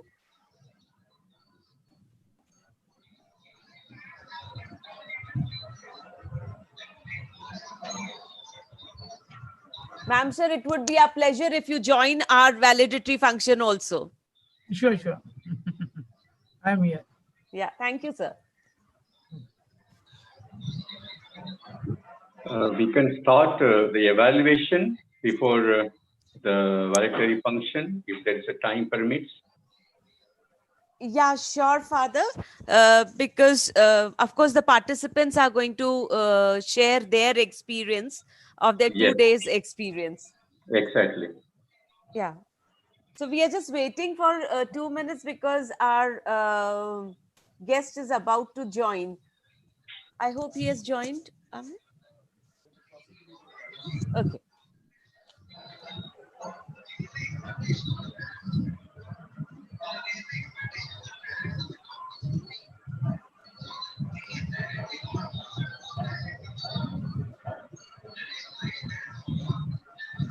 Amit, just indicate me once he joins.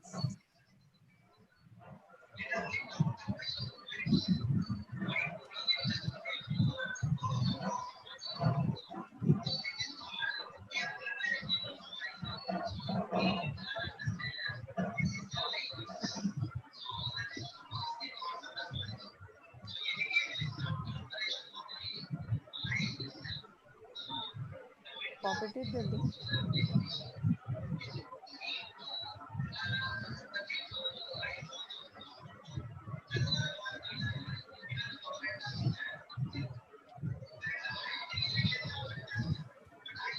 He'll be joining us very soon, but then before that, let's start with it. Validity function is not the end, but the beginning of all the knowledge we have acquired in these 2 days. It was very enriching experience for all of us to get enlightened by experts across the globe. Here, now I request Father Shaji from Bhopal to share the experience. He is one of the participants who have attended for last 2 days our workshop. I would request Father to please share his experience. I hope Father Shaji is with us. Yes, Preena ma'am. Good evening, Father. Yeah, good evening. I still remember we had the meetings in the PRO office earlier. Yeah. Father Maria Stephen also just mentioned about giving this feedback. Yeah, ma'am, I was told only hardly 3 minutes I have. So I just try to. No, you can take it 5 minutes. Yeah. Yeah, ma'am, I would appreciate definitely the good work that you have taken along with the ASHADEEP and the INSPA. And it would be very beautifully coordinated, and the structure of the whole function is done in a very beautiful way. So I would like to share my experience in 3 points. One is that of the structure that is done. And second thing is based on the topics that you have arranged the whole thing. And the third one is that the expertise, the qualified persons in relation with the subjects and also with the present situation of COVID pandemic. And I would appreciate all the resource persons were pointing towards the importance of the situation today, and also it was very attractive. And in the sense, I was just watching the viewers, the numbers were going above 7,000, and some people were telling more than that it is there. Yeah. Okay. And then along with that, the highly qualified persons, and they are all having a very vast, wide area of experiences. And it is not that just like a sharing of intellectual capacity, but it is coming down to the ground level of the human realities of today. And along with the different points as it is mentioned as the topics, I was just looking into the area of work that has pointed towards the globalization and also the holistic development and the changed way of life, especially on this pandemic situation, and what should be done. And that is in the real level of highly qualified persons when they are sharing. It is coming to the ground level of what exactly it is needed today, as it is mentioned many of the resource person, the need of patience and the need of adaptability and the need of a compassionate heart in their own life, and above all the self regularization and in the behavior, in the way of thinking and in the functioning. And it was very beautifully brought out to all the resource persons, and that also connected with the problems of today in the individual level problems, family problems, environmental problems, and a lack of sympathy, empathy, and that good qualities will be developing in one's life. And this 2 days workshop, really it was a workshop in the sense it is given the different topics for you to work through the intellectual way and also the manual. And these two aspects were surrounded by the globalization and the problems of the today COVID related matters, and the fast facing competition that is happening in the world today in various aspects of education and politics and other aspects also. And the encouraging factors that would be coming from the qualified persons of the resource persons, they were all presenting papers and they were going on research papers, and the exposure program they had, and the wide experiential field people are giving their own suggestion for skill development. It is the whole function is focusing on the skill development, and that also in the very practical level it has come. And that all practical levels which is given by the all resource persons were structured their topic session in the present situation based on the COVID pandemic, and what is the standard of living today, and what all the steps that they have to take the standard of living in the new approach in the COVID time. And also the present day problems along with the stress, anxiety, and trauma. There's all these things are relating to the ordinary human being today, above all from the intellectual explanations and the lectures. And again, what I was appreciating is that of the skill development that are given by the resource persons, and it is very practically coming to the level of the children, school children, teachers, and other people who are all involved in the society. And therefore, this will be helping to come out of the difficulties of the individual's family environment, to cultivate the sympathy and empathy and compassionate aspects of one's life in the society. And I would add a few sentences more how to manage the frustration, especially to this time. And it, as it is mentioned, the suicidal tendency that is coming in different aspects, that can be reduced by attending the social anxiety, family disruption, violence, anger, frustration in throughout the society in a different cultural and background were also mentioning. And towards the end of the session, the second day, also it is mentioned about the awareness of mental health and be cultivating that character of optimistic view of life, and how to build the self-compassion. And the best beautiful indication that is given by the journal, gratitude journal, that really is helpful for all the humanity if they are taking up. And towards the end, and today the last talk was unhooking the problems. That's a very beautiful way it is presented for any kind of people who are involving in the problems, and they can unhook from themselves. So thank you, ma'am. And once more, I wish thank you along with our Archbishop, Dr. Most Reverend Dr. Leo Cornelio, and also Father Maria Stephen as the PRO. And ma'am, it is done a very good job. It is benefited by thousands and thousands of people. And I would request you, it should be continued. And in the coming period of the time, along with the Father Maria Stephen and the guidelines of the Archbishop will be helping you to continue. And God bless you. Thank you. Thank you. Thanks a lot, Father. It's all the guidance of our president related to the topics which have been selected. He is really goes with the time, and he's the one who suggests just about the topics and the resource person. So the whole credit goes to our president, INSPA, for that part, Dr. Panch. In the same series, thank you, Father, for your feedback. Now I invite Sister Agnes from Ambikapur to share her experience of 2 days workshop. Sister, I hope, sister, you're connected with us. Yes. Yeah. Good evening, sister, and welcome. And thanks for taking an initiative and sharing your experience for this 2 days workshop. Yeah. This side, I'm Sister Agnes Joseph, belonging to the congregation of the Sisters of the Cross of Chavano. As you have said, I'm at present not in Ambikapur. This year, in the month of July, I'm transferred to New Delhi. Okay. So I'm here in Karol Bagh. Okay, great, sister. Yeah, that's okay.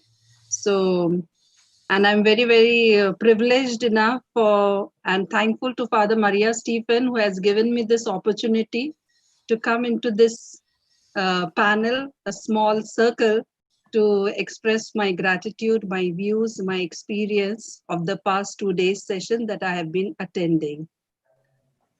The online international workshop on counseling skill during this pandemic period is a feather in the cap for the Archdiocese of Bhopal, because it is a daring effort with issuing an e-certificate, also a free e-certificate for this course, for this workshop.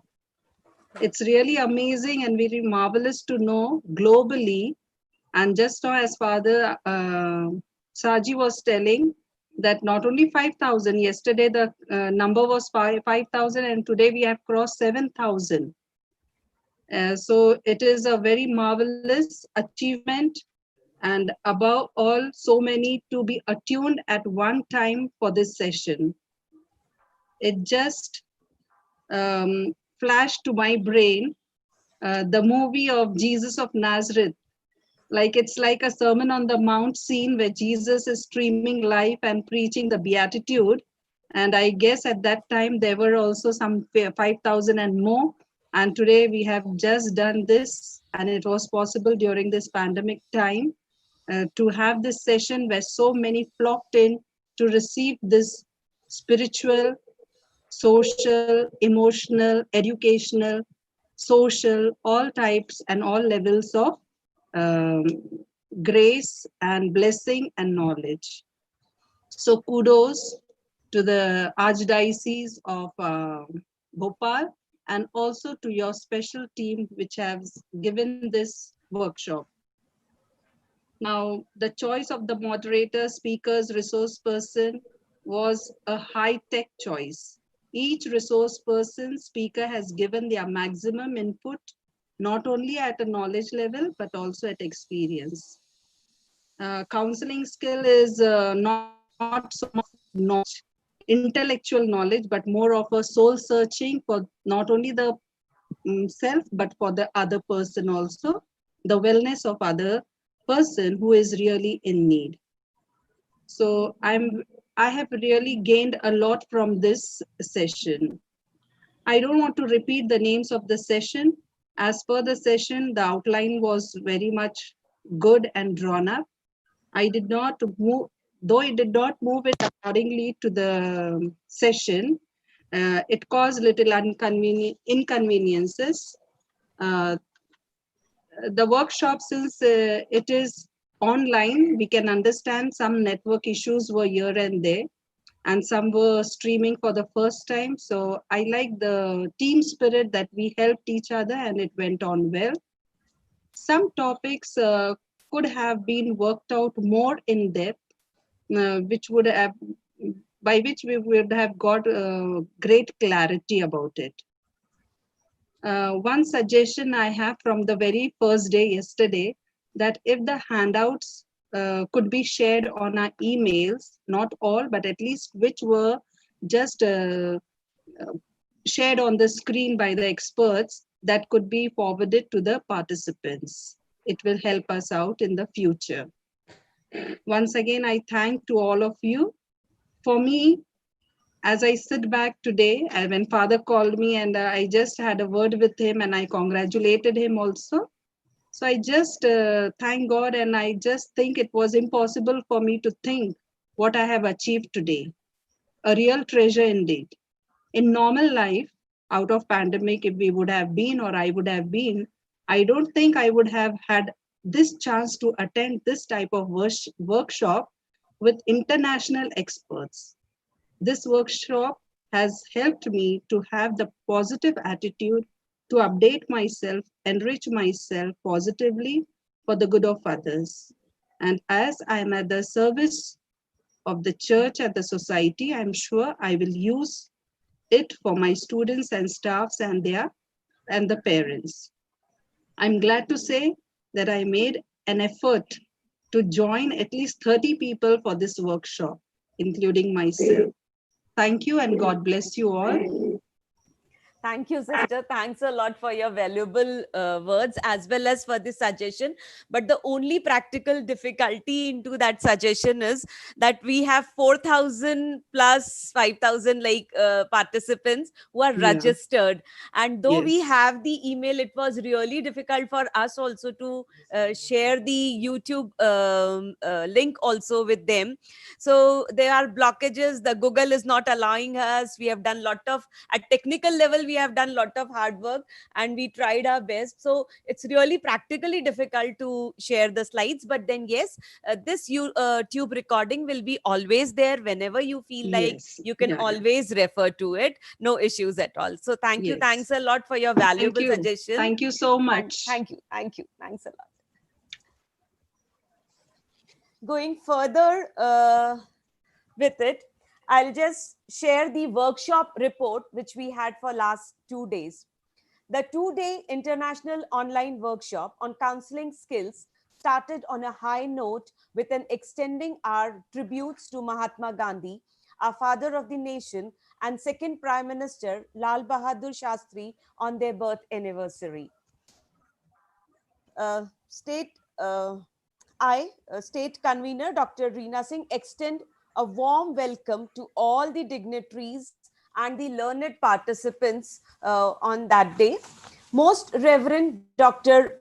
Leo Carnelio, Archbishop of Bhopal, blessed the occasion, sharing that how in this pandemic, ASHADEEP have understood the need of society and tried to support them with free online counseling. So the panel of experts were always ready, and we all have extended our online services.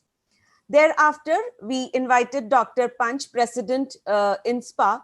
He shared about the activities of INSPA, that how even in COVID-19, all the members across India were capturing the mental health needs of children, adolescents, and all people of all ages with online counseling, along with involving them in various activities. Our chief guest for the day was Dr. Sunil Gupta, VC, Rajiv Gandhi Technical University, Bhopal, enlightened the August gathering by emphasizing that the taboo towards counseling need to be removed, and parents need not pressurize students for opting for particular subject in order to fulfill their suppressed desires. The first session began, and the first session was on professional counseling skills. The resource person was Dr. Panch Ramalingam, President INSPA. With his excellent expertise and experience, he presented his presentation and highlighted on the purpose of counseling along with the approaches, and gave practical tips on how the behavioral problems can be dealt along with, and as well as how the energies of the children can be channelized. He also focused on soft skills a counselor must develop and work in team spirit. The session 2 was on emotional and behavioral problems and its intervention by Professor Dr. Tenmozi S. from University of Madras, Tamil Nadu. She suggested how to diagnose the emotional and behavioral problems, as they may be biological, developmental, and psychological also. She emphasized on the home environment, how it may put scars on the mind of the child. She also focused on identifying special children and about their interventions. Session 3, it was on positive counseling. Dr. Balan Radhakrishnan from Malaysia, he very beautifully focused on type of counseling, assessment, and steps of counseling. He also gave rule of thumb and emphasized on deep listening instead of analytical listening. He concluded with that counseling is preparing client to change for good. Session 4, it was on mentoring and implementation of new education policy 2020.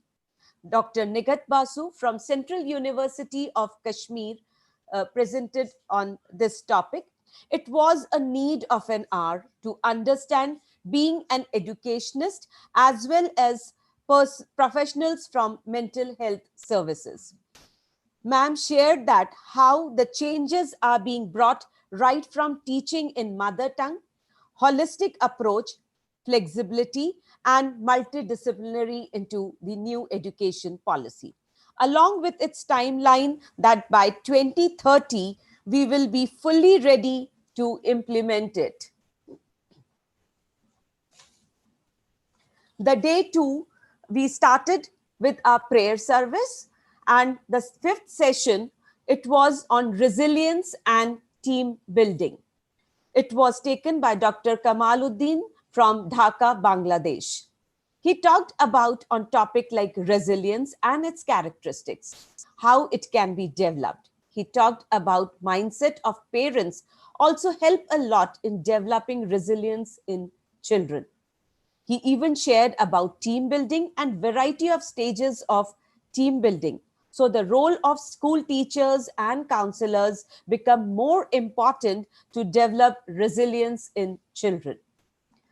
The 6th session was on social and emotional skills by Dr. Parvati Verma from Bangkok. It was a very lively session. She gave the tips of developing resilience in children. She shared excellent games to involve children like Lazy Cat, Lemon.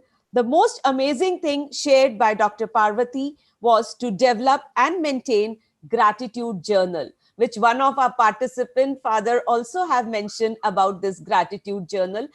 And most of us have really appreciated that this should be a regular feature with each one of us, which is not only important for children to develop this value in them, but equally important for elders to maintain positive mental health.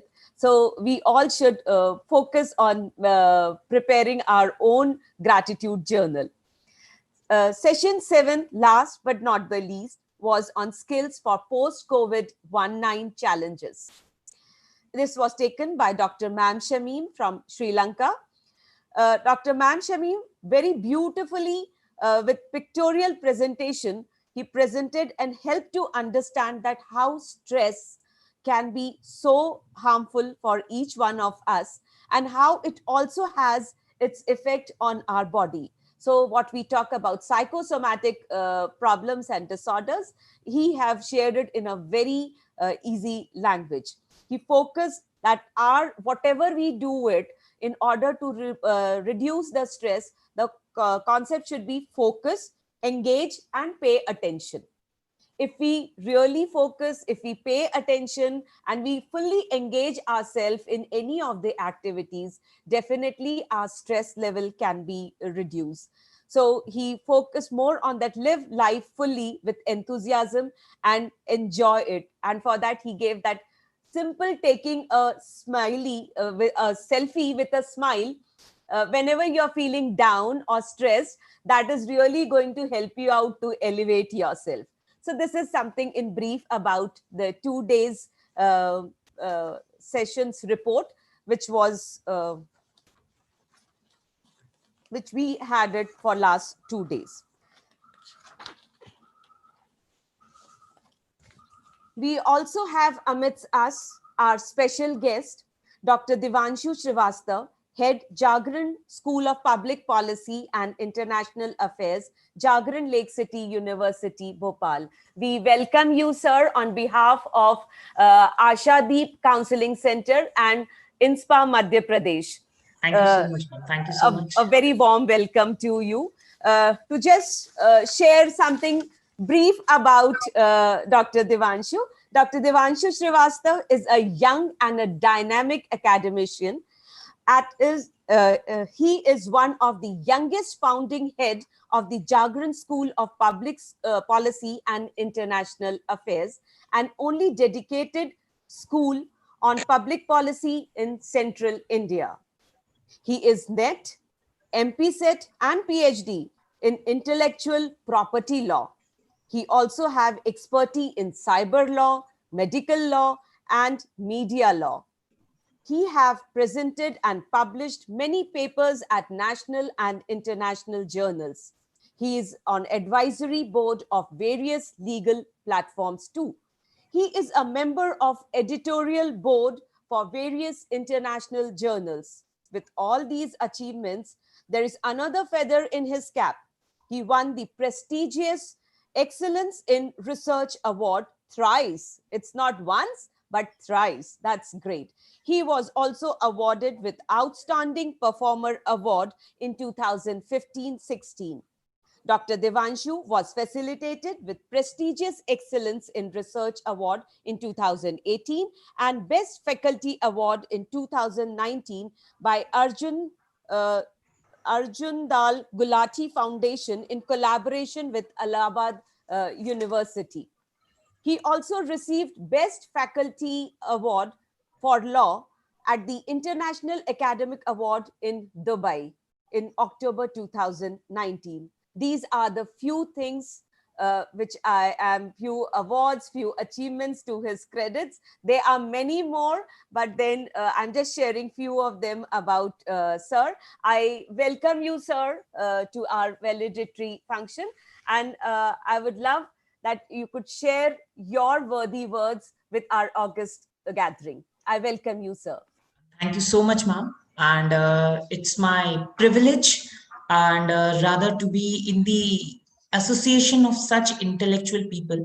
I would say not only from India, but in true words from the international arena as well, where we have Ma'am Samim sir and many other people across from many other countries in the world.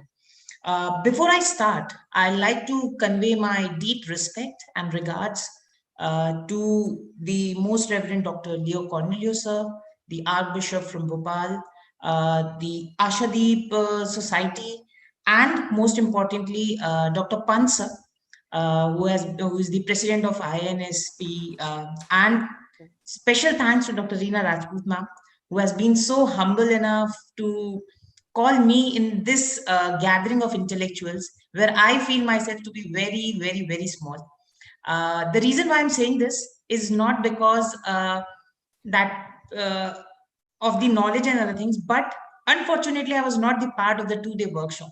So I've been listening about this workshop where such knowledge sharings have been done by the people, by the experts rather. So the level and the topics, believe me, ma'am, I totally agree with Sister Agnes when she said that the topics and the sessions were chosen so wisely and so well. So the all credit goes to your the INSPA, Dr. Punch and his team, and Reena ma'am, you, where you are the state convener for the INSPA there. And the concept that you people brought, and I'll tell you the minute things which people would not be taking care of, but yes, these minute things helps. As also mentioned by Father Shaji and Sister Agnes, the free e-certificate course of such points that made this thing. And even when Sister Agnes was comparing it with the sermon of the Jesus, I can totally relate those things. That these are few things that when the people with such intellect and they believe in sharing, they believe in giving more. I'll agree with the gratitude journal thing, which is there. So yes, that's a very prominent thing, and which is one thing which we can learn from this August gathering today. And believe me, it's totally an humble pleasure to be there.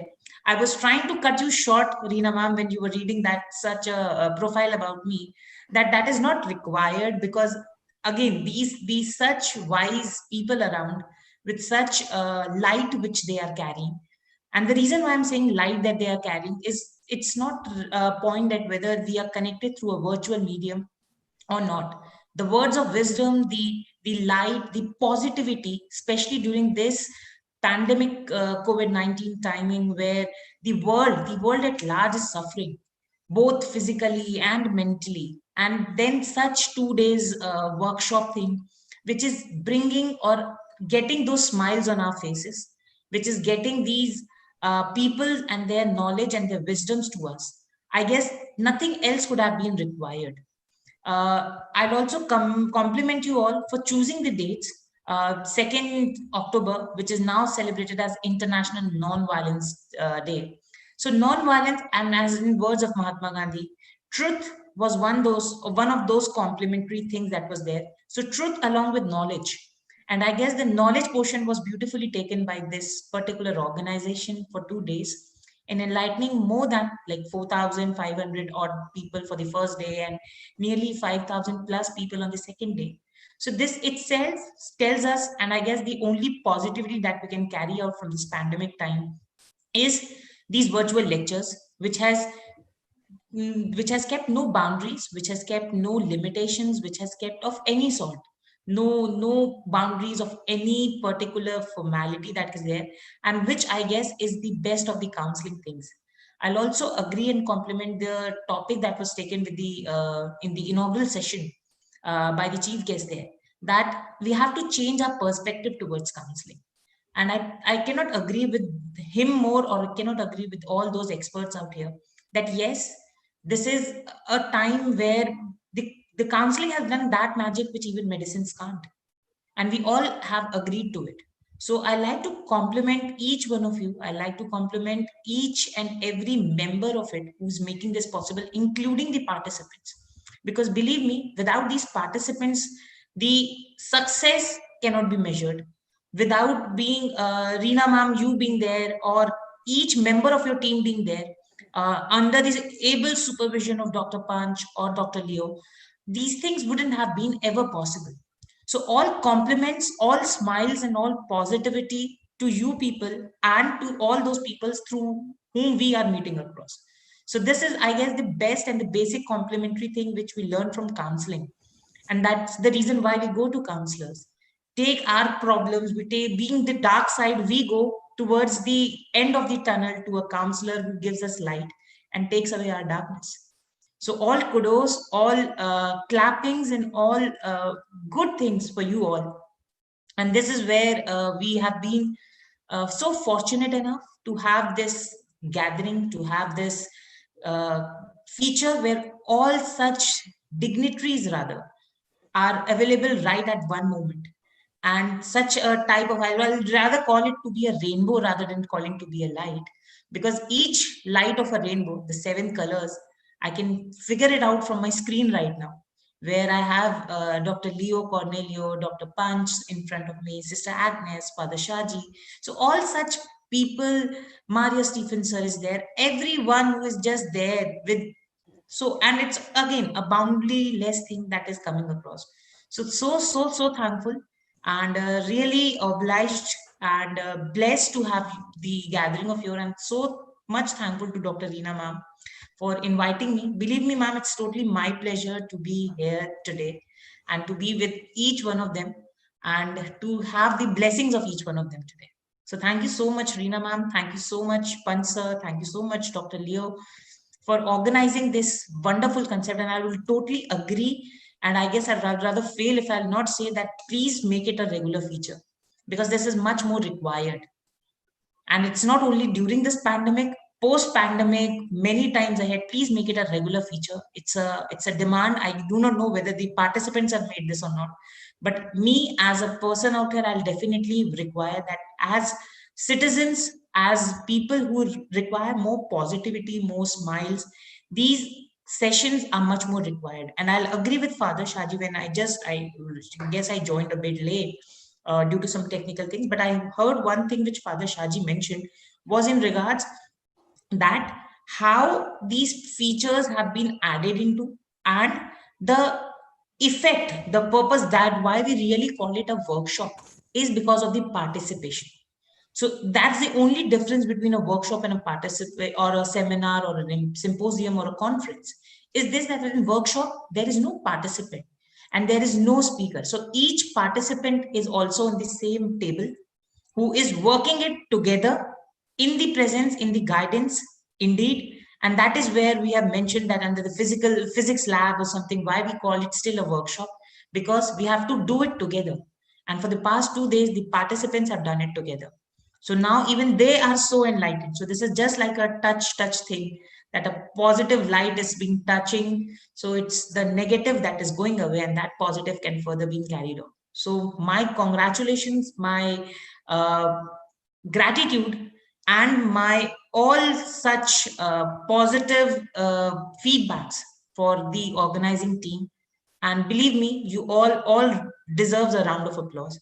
I wish I can request each one of you to like just unmute and just have a clap for each one of you out there who have made this such a wonderful initiative. Thank you so much.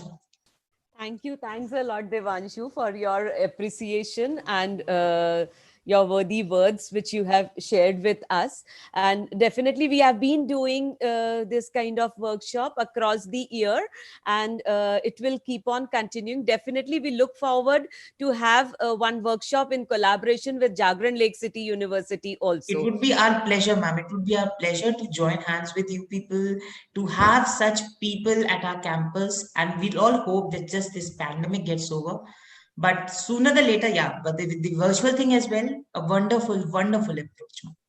Definitely. So hope to see you together with INSPA, ASHADEEP and Jagran Lake City University to have a wonderful workshop on mental health again. Thank you. Thanks once again for accepting our invitation and coming up for the validity function.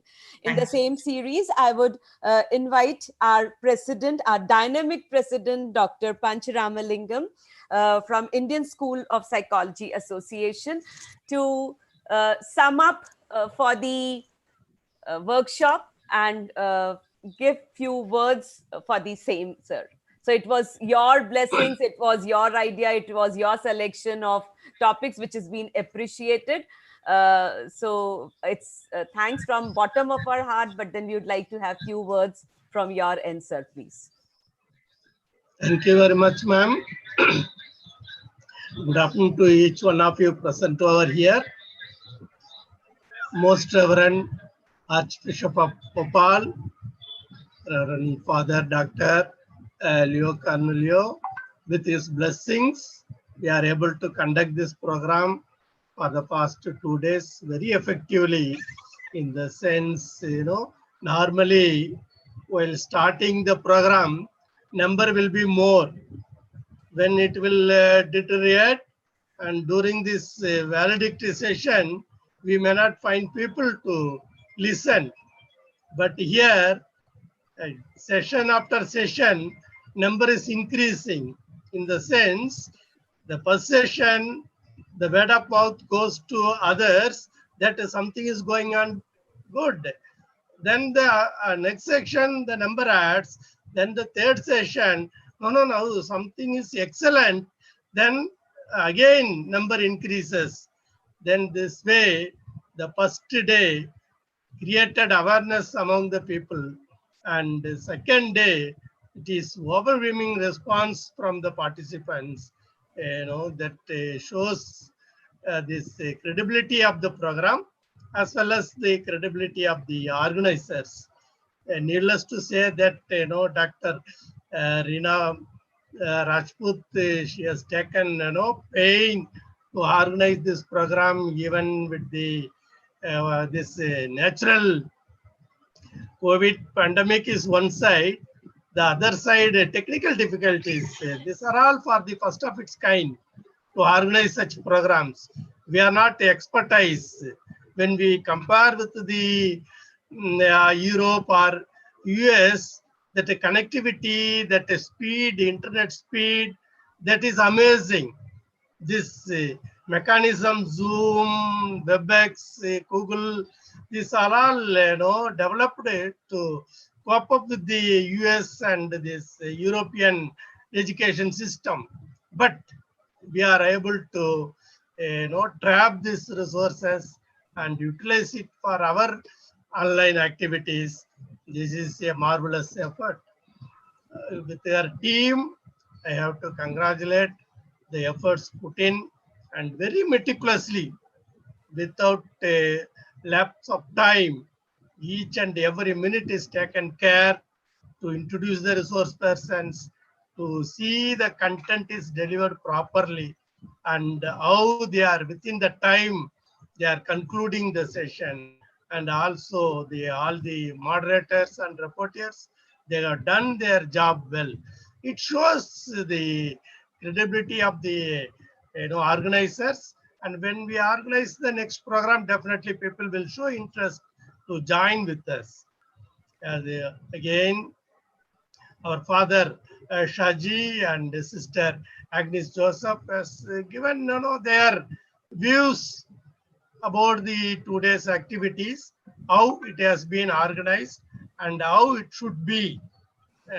Sister has mentioned about this material to be supplied. Yes, sure. When we say workshop, definitely material has to be distributed to all the participants. But this is being in a webinar. This is more of making awareness about the subject. Rather than training people, this is giving awareness. When they get this awareness, definitely those who are really interested, they can keep in touch with us. They can get whatever all the resources they may require. In that spirit, we are ready to help all the participants, what are all the required materials are wanted for their professional development in this counseling skills are concerned. In our midst, our father, Reverend Father, Mr. Maria Stephen is here. He is a dynamic personality, we can say. The way in which he is articulating with the people and coordinating the teams, this is a marvelous thing.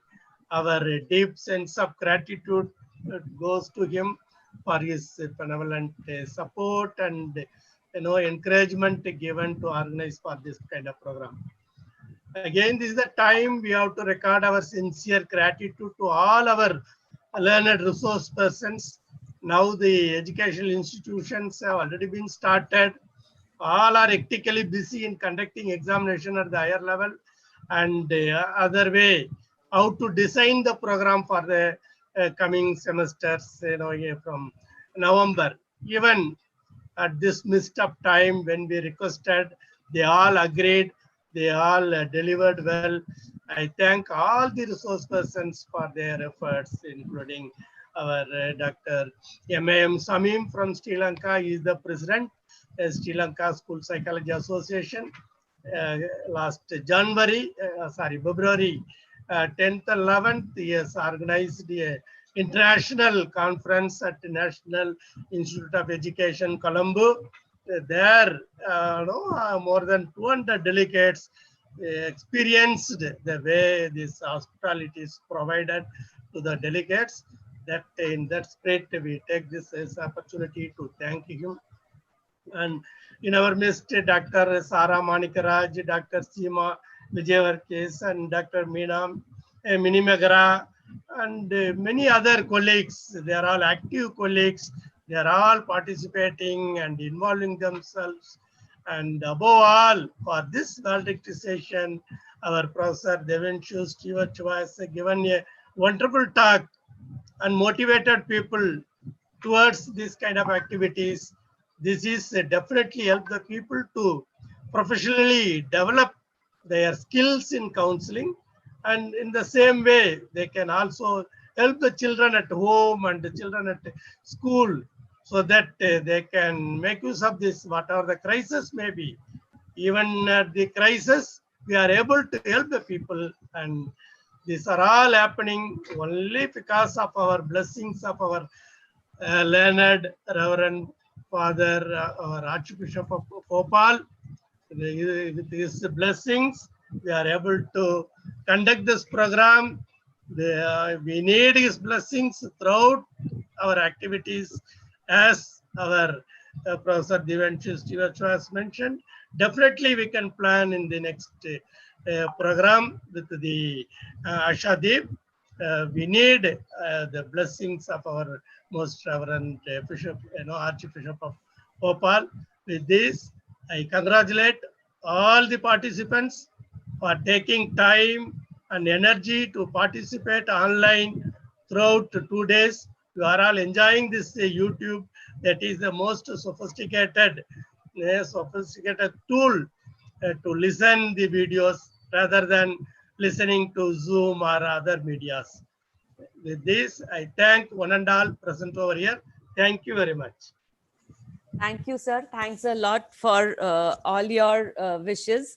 And before we go for a formal vote of thank, on my personal behalf and my team from INSPA MP, I would like to thank Most Reverend Dr. Leo Carnelio, Archbishop of Bhopal, for supporting us, for making us a part of this particular program, and bringing and helping helping us also to spread this wonderful thing to many more, so that what giving is more important. And we have learned from you only, sir, that we have to keep on giving and giving to the society.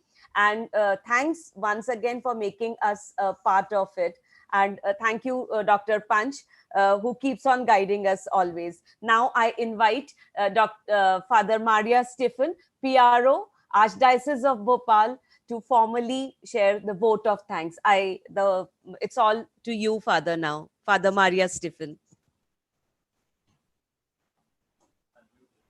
Father, please unmute yourself. Thank you, Father. Yes, now? Okay, yeah, thank you. Yeah, thank you, Father. Usually the Thanksgiving is not liked by all. It's like a film. After enjoying the film, in the end, when the acknowledgements roll on the screen, all walk out. But it's good that it's my privilege to thank as organizing secretary. It's my pleasure and privilege to thank everyone who helped and supported these 2 days endeavor of online workshop and counseling skills. First of all, let me thank the Almighty God for inspiring us to organize such a workshop.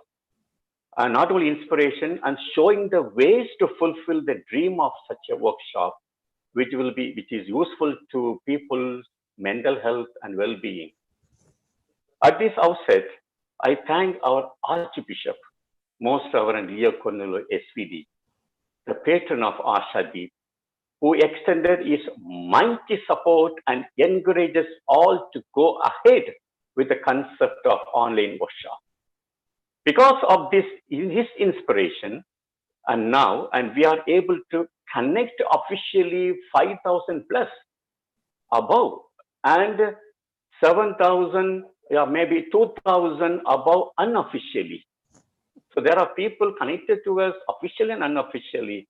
And it was one of his dreams to connect the people, whether the rich or poor, urban or rural, literate or illiterate, able to join ASHADEEP so that we can reach out to the different corners of the world. And he's having many more dreams, you know that. He's having many more dreams to take this center to the nook and corner of the society by joining hands with many more NGOs. And we look for opportunity, and he is personally eager to promote such a kind of activities to help the poor and the needy. It can be in many ways. So on behalf of this organizing team, I thank His Grace wholeheartedly and express our indebtedness to him. Thank you so much, Your Grace, for being with us all through. It is my joy also to thank Dr. Panch Ramalingam, the president of INSPA Pondicherry, for ever ready to say yes to this concept and picked up excellent resource persons from the world and connected them globally to get inspiring tips and ways and ideas to start counseling the people who stay in and around us. May God bless you, sir, for this great endeavor, and we appreciate your readiness to train the counselors more for the welfare of the society. It's a very noble cause, and this energy will take you up higher, and we need such a people in the world who can connect the people with positive energy. We thank you, sir, so much. We thank you so much. It is my pleasure to extend my heartfelt thanks and gratitude to the backbone of this workshop, Dr. Reena Singh, for her excellent skills in moderating the workshop. And she has taken a lot of initiative and trouble, and she has spent tireless nights to organize this workshop online so well and systematic. And we have to give 3 cheers to her. And she is having a team of technicians, reporters, collecting the data. And on behalf of my chairman and my team, I thank all of them for their undivided attention and collaboration to make this workshop a successful one. It is also my duty to thank all the speakers and the invited guests, special guests for the 2 days who are present all through. Dr. Sunil Gupta, the VC, the Vice Chancellor of Rajiv Gandhi Vishwavidyalaya, and Dr. Tenmoli from Tamil Nadu, Dr. Palan Radhakrishnan from Malaysia, Dr. Nick Hat Basu from Kashmir, Dr. Kamal Uddin from Dhaka, Dr. Parvati Verma from Bangkok, Dr. Ma'am Samim from Sri Lanka, and Dr. Devanshu Srivastav, the head of the Jacqueline of the School of Public Policy and International Affairs, who is present now, and all the moderators and all the rapporteurs for their excellent skill to present this workshop so well that we all wish to have again a similar workshop, but not on the same topic, but different topic, certainly. So on behalf of our chairman, Most Reverend Leo Cornelio SVD, I thank all of them and all of you from the bottom of my heart. There are many direct and indirect supporters and collaborators who started extending their hands right from the beginning of this planning to organize these 2 days workshop. There are many started praying for this successful workshop so that we can have fruitful and inspiring section. I thank them all from the bottom of my heart. Last but not the least, I thank all the participants who enthusiastically spread a word around to have maximum participants. Mangalore, all over India, Bangalore, Tamil Nadu, all the place, all over India. This enthusiasm is very encouraging and motivating. I thank all of the participants for a willingness to sit long and listen to the talk is not easy job. But in spite of your tiredness, many of you are able to take maximum benefit from the speakers. That's because this workshop has motivated them. And we wish to continue to motivate you all. We want to connect together. We must work together. I thank all of you, dear fathers, brothers, sisters, lay people, parents, teachers, principals, and hope to meet again online on different topics so that we can able to get in touch with each other to serve the society in a better way. We started the day as a strangers, but now we are departing as a friend. Though we could not see each other's face, but your responses in the chat box indicated that we are friends now. Counseling is a college. It has a different shades and colors. There are different types of counseling, family counseling, psychological counseling, career counseling, and so on. But my dear friends, we cannot talk all the topics at one platform, but we have just boiled on a topic where we will get basic skills of how to help people when they are in distress. I thank all of you and God bless you all and Jai Bharat. Thank you. Thank you, Father. Thanks a lot. Just a general reminder for all the participants that we will be sharing the e-certificates. The feedback link is already there in the chat box of YouTube, which will be active for next 24 hours. Please make sure that you connect to it immediately. When you fill it, you'll be receiving your e-certificate. It may take around 1 month also to reach certain e-certificates, because the number is too much, and due to technical issues we can release only around 100 to 200 certificates in a day. So kindly bear with us, and but then definitely for sure each one of you are going to receive the certificate. In case after 1 month if you are not receiving, please connect to me. My email ID is there with everyone. You can always connect, because the way you have registered through it, and even your email IDs are with me. But make sure kindly fill the feedback form, so that we have the list accordingly. That will be forwarded automatically. It is auto generated, and you will be getting your e-certificate. Thank you once again everyone for participating, and thank you once again for all the patrons for guiding us and blessing us to make this workshop a success. Thank you. Thanks a lot.